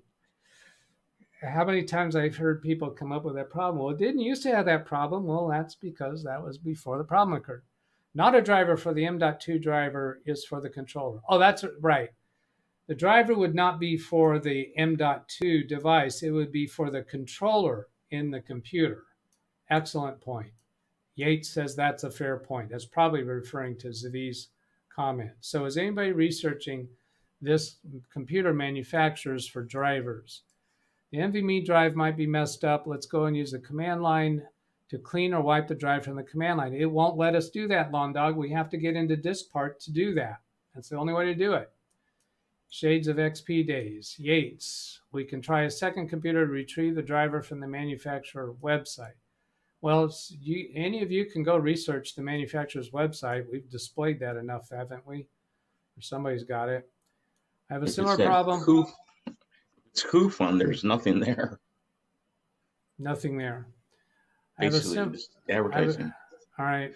I have a similar problem where the drive was not being seen by Windows OS installer. X is the RAM drive. That's just what's on the disk image of Windows. That's normal. Yeah, that's completely sensible, Yates. You may try running check disk F/R in Windows recovery mode.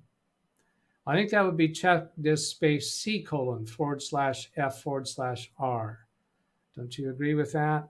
In Windows recovery, using the bootable Windows flash drive. There's so many variations on what might be our real problem. Yates says yes in regards to saying the fair point about the driver for M.2.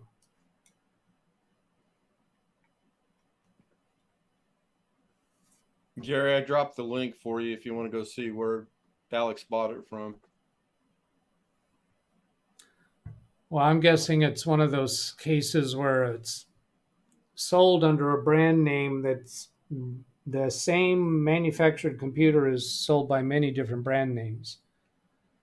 And I have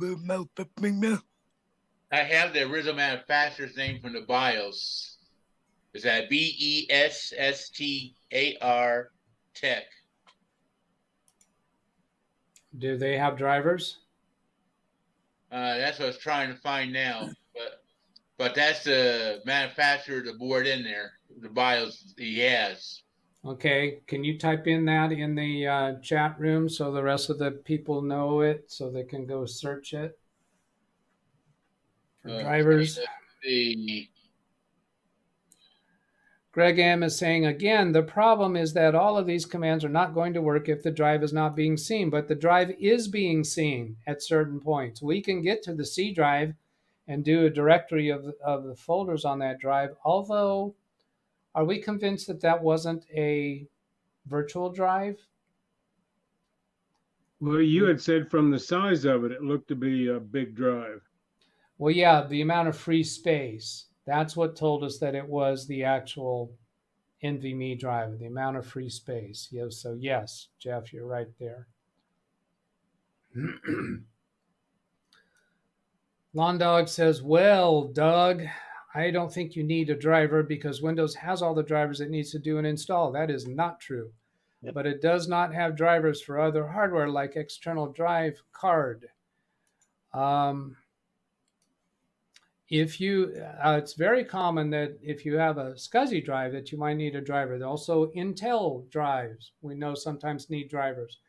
And I have had to make special Macrium Reflect boot drives that include the drivers needed for the controller, not for the driver. So Lawn Dog, I disagree with that. Windows does not have all the drivers. If you have a device controller that is not included in Windows. It's no out, support. So some people will be getting it. Say that again? The chat is out. Chat is out? The chat is out on the original company name. Oh, okay. You put the company name in the chat. Yep. Using your slang language of it's out. Okay. In a slot, something like that, it seems like corrupt Windows install altogether. In a slot you want to boot from. I don't think you need a driver, but it has all the drivers like an external driver card. In a slot you want to boot from. I totally lost you there. That looks like a continuation of this sentence. Like an external drive card in a slot you want to boot from. Oh, okay. If you had I think he's saying a PCIe card in the computer to connect an external drive to. Yeah, I still disagree with you, Lawn Dog. Yates, not a failing physical drive. Yeah, it still could be a failing physical drive, but I just don't feel that. We have not been back to disk part since we have corrected all the errors in BIOS. We don't know that we've corrected them. We made changes in BIOS. We don't know if we've corrected them to what they need to be. Thanks.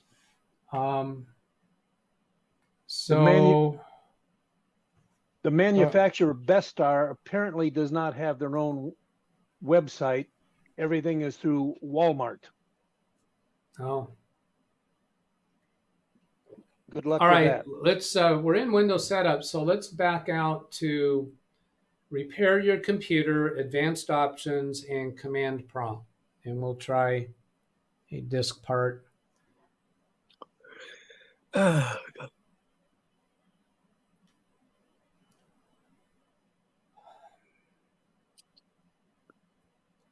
Troubleshoot. And prompt.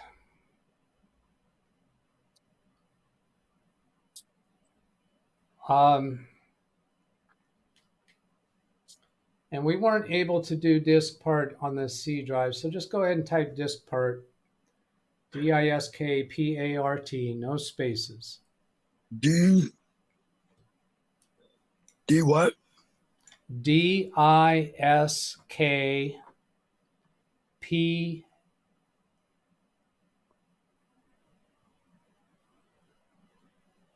Okay. I don't see the P on the screen yet.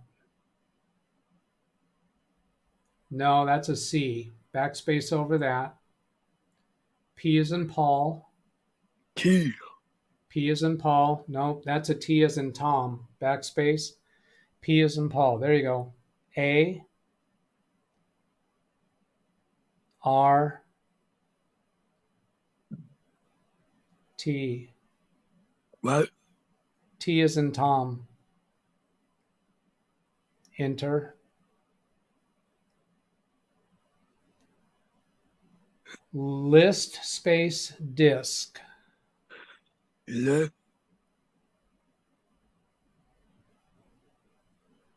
Space disk. Enter. And we only see the 14 gigabyte.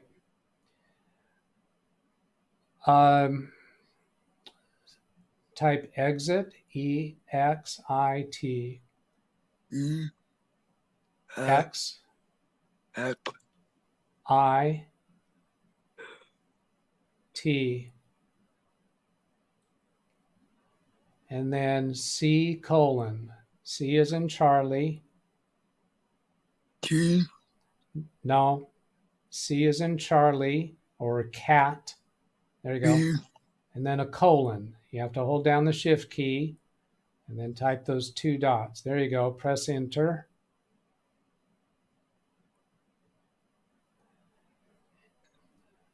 Now it's being the feedback. Okay. Type D-I-R. D. No. Backspace over that. Type D as in dog. Or you could use D as in Doug. Either way will work. Yeah. I as in Ida. R as in Romeo, Robert. And press enter. Press enter. Enter, yes. And show us the screen so we can see it.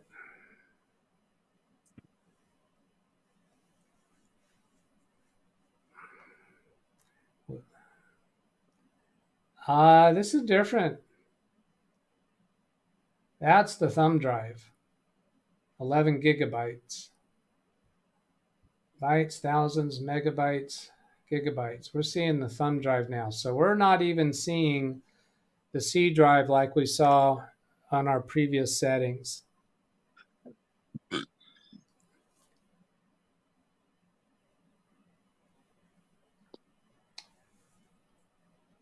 Lawn Dog says disk 0 this time, not 1. I don't understand what you're. I think every time we looked at list disk, we saw only disk 0. I don't think we ever saw a disk 1. You can't see a disk 1 if you don't see a disk 0. Is there a D drive? Huh? Actually, Doug, it was showing disk 1, but no disk 0. Was it before. when we were displaying disk just now? It was showing disk 1. No, the previous time. The previous time you're saying we saw disk 1, we didn't see disk 0. Yes, that's correct. And that's when we were able to get a directory of the C drive. Yes. Correct. Okay. All right. So disk 0 was the NVMe drive, and disk 1 was the USB drive, but it didn't identify disk 0. It didn't display disk 0 from us. Was it somehow hidden due to security features? Now we've gotten rid of it. Windows knows it's not there now, as opposed to not knowing it's there. Excuse me.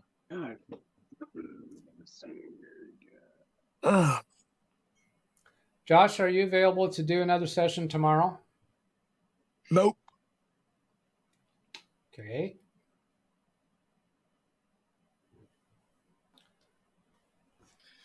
I won't be available until next Friday. And at that point, we'll have a new computer by then. How are you going to have a new computer by next Friday? Because my aunt ordered one. And is that going to be replacing this computer? If we can't get this one running, yeah.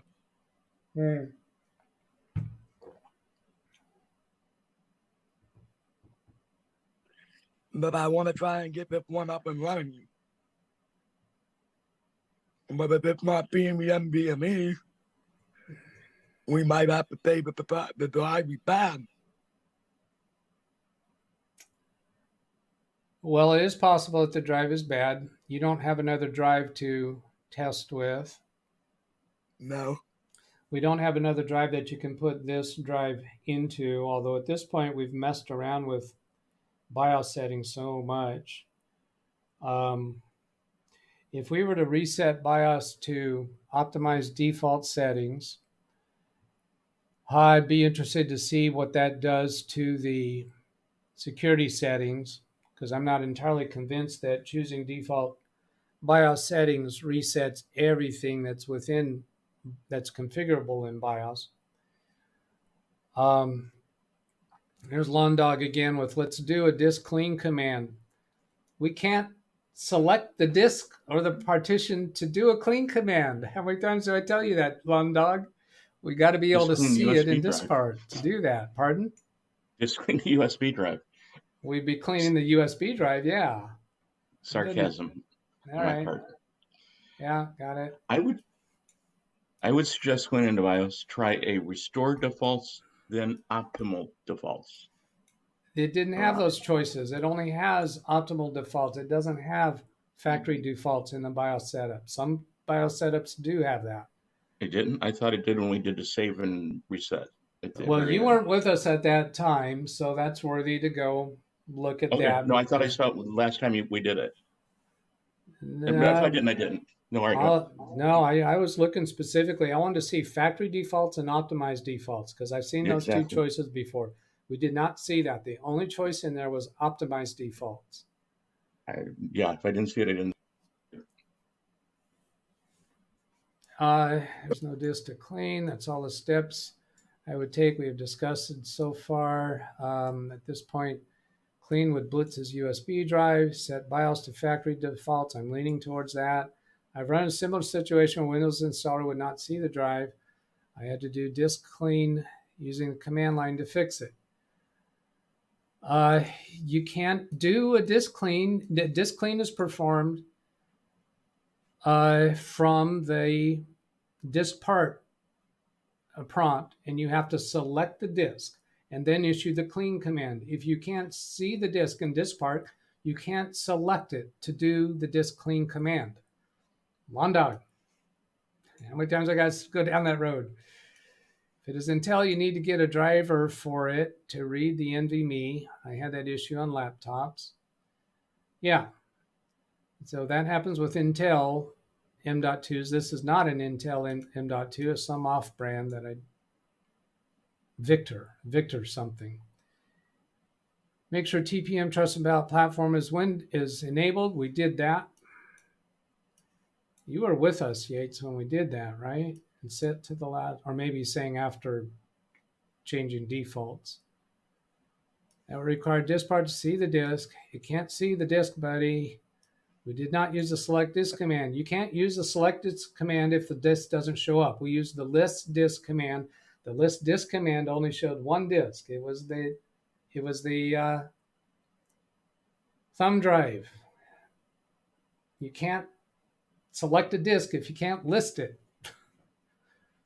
The computer doesn't see it, so clean is not an option. I came on late, my bad. Doug, how long is this going to go on? You've been here for 3 hours now. I think we need to wrap this up about 10 minutes ago. Where did we use the command select disk 0? We never did. We used list disk, and it shows the disk numbers. The only disk that was there was the one for the thumb drive. For the 18th time, you cannot use clean disk command. Did we go prove it just to get Longdog to shut up? I'm all for it. No. We're at a DOS prompt. Fine. Go ahead and do it. Do type disk part. Josh, type disk part, please. Yeah.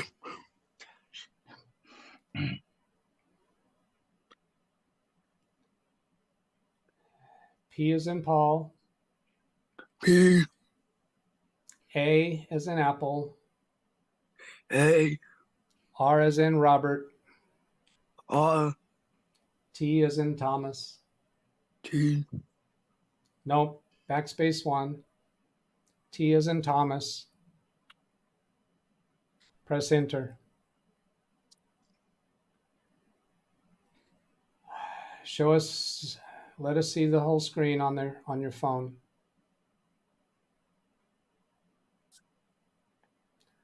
Okay, type list space disk.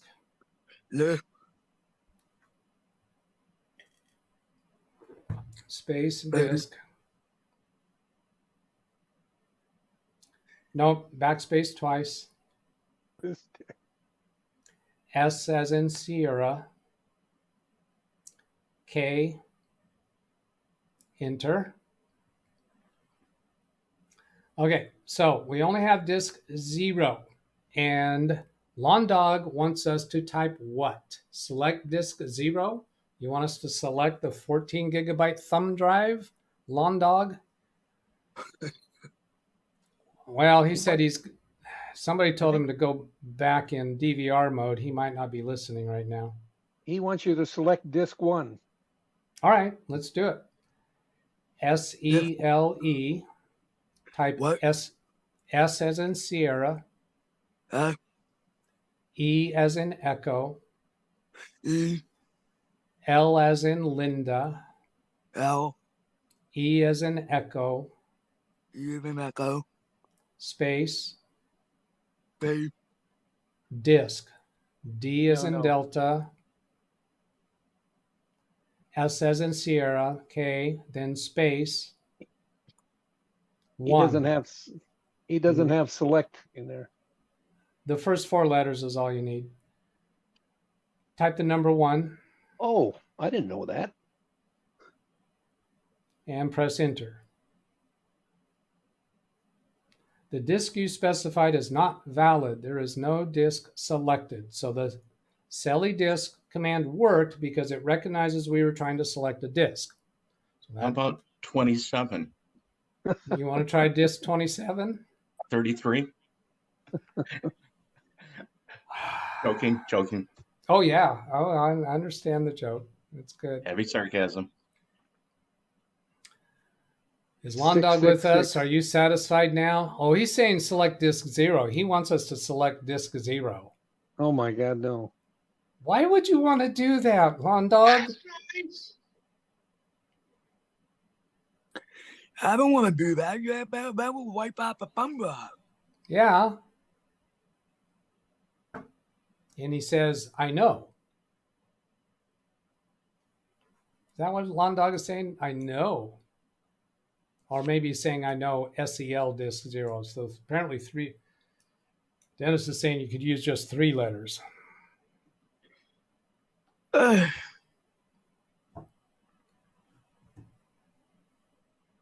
Oh, Yates Networks. How nice. You're saying you love my golfing videos.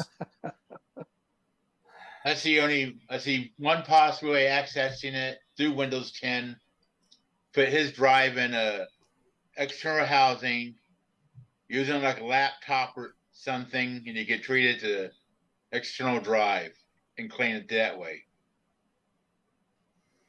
Yeah. So I think you can do it. Remove this NVMe from this computer, connect it through an external enclosure to another computer, and clean it so that it has no partitions on it. Windows 10 wouldn't care.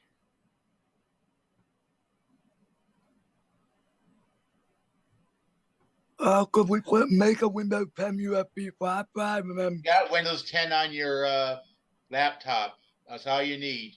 You get a USB to .2 NVMe to USB adapter, plug into your laptop, and you do everything right through your laptop.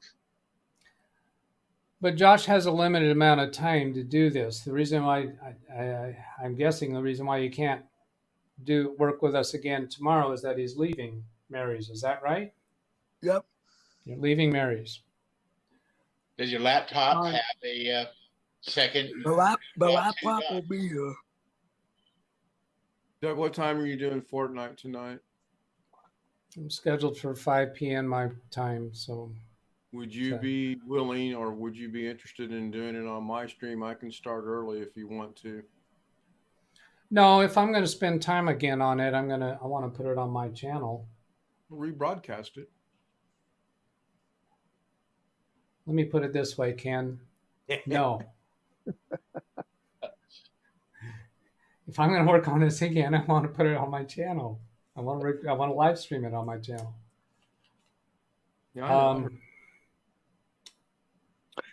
And stepping away from a while is a good thing to do. If we were to go back to optimize defaults and then back into Windows 11 thumb drive and see if the C drive is available, then that doesn't get us anywhere because we still can't clean it. And Josh, I'm sure you don't have a M.2 drive enclosure that you could connect by USB to another computer, correct? No, I don't. Okay. If we were to boot with a Windows 10 USB thumb drive on this computer, is it possible that DiskPart might be able to see it and clean it? I'm willing to try that. All right, so that means you would have to go to your other computer and create a Windows 10 bootable USB drive.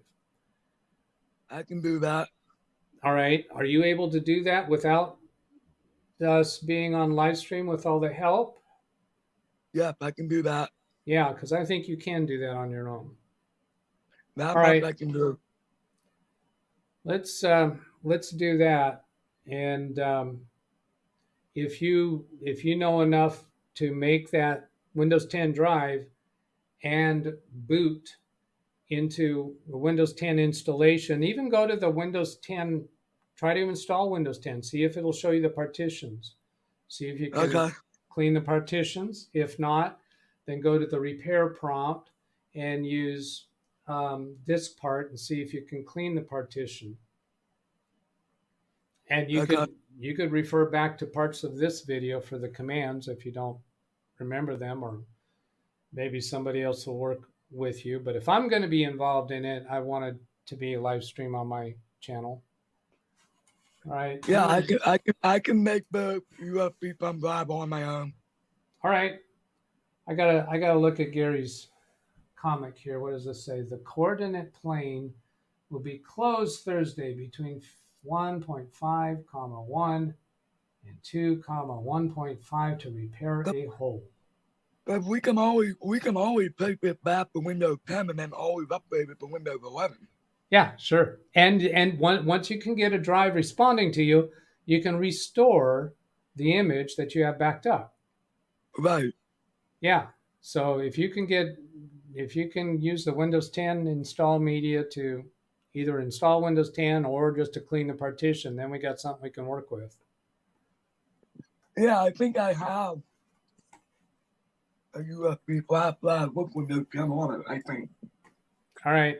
Well, let's shut down the stream and let you work on that.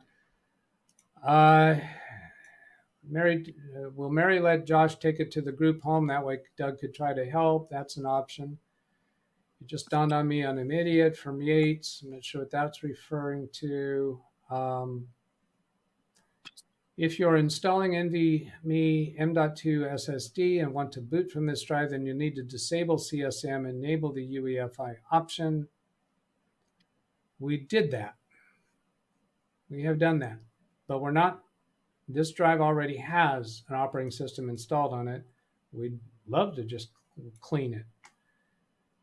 Later from Tony, never mind moving forward. When booting with the Windows 10 USB drive, try CSM enabled as well. We did do that. Oh, but he's saying the Windows 10. Yeah, you might have to use CSM in BIOS to boot from the Windows 10 USB. I don't know. Depends on what, if you UEFI or the old one. Legacy. Yeah. Let's see. That's between Gary and Rand. Long Dog, that's what I had to do with 2 drives in order to get Windows installer to see the drive. Yeah, just because that's what worked for you in the past doesn't mean that's what's going to work now. In this situation, maybe get a Updated Windows 10 and 11. How old are the USBs? Speedy C says, Doug, a great stream as always. Thank you. Speedy C, your original comment from 5.5 hours before the stream began is pinned at the top. If I said this was enjoyable, then I need a stiff drink. Bookkeeping or the joy of taxes. When the new PC arrives, boot into BIOS, take a picture of every screen for future use. All right, that's it. Let's say goodbye, everybody. Long screen. Goodbye, everybody. Bye, everybody. Bye, everybody. Thank you for your participation. Bye. People dropping out. I'm going to go ahead and end the Zoom session. Here's my email address. If you want to send me some super secret private communication, if it's too long, I might not read it. If you got something you want to say long, ask me first about this, what subject matter is before you spend a lot of time with it. If you want to send a question for me to respond to in a Windows Daily episode or proposing a show for a Saturday episode, you can do that way too. You put a comment in any video. You can put your question or comments into the chat room, of course. Have a great day, everybody. Have a great Easter for those of you that are celebrating Easter this weekend, and I will catch you later. Goodbye.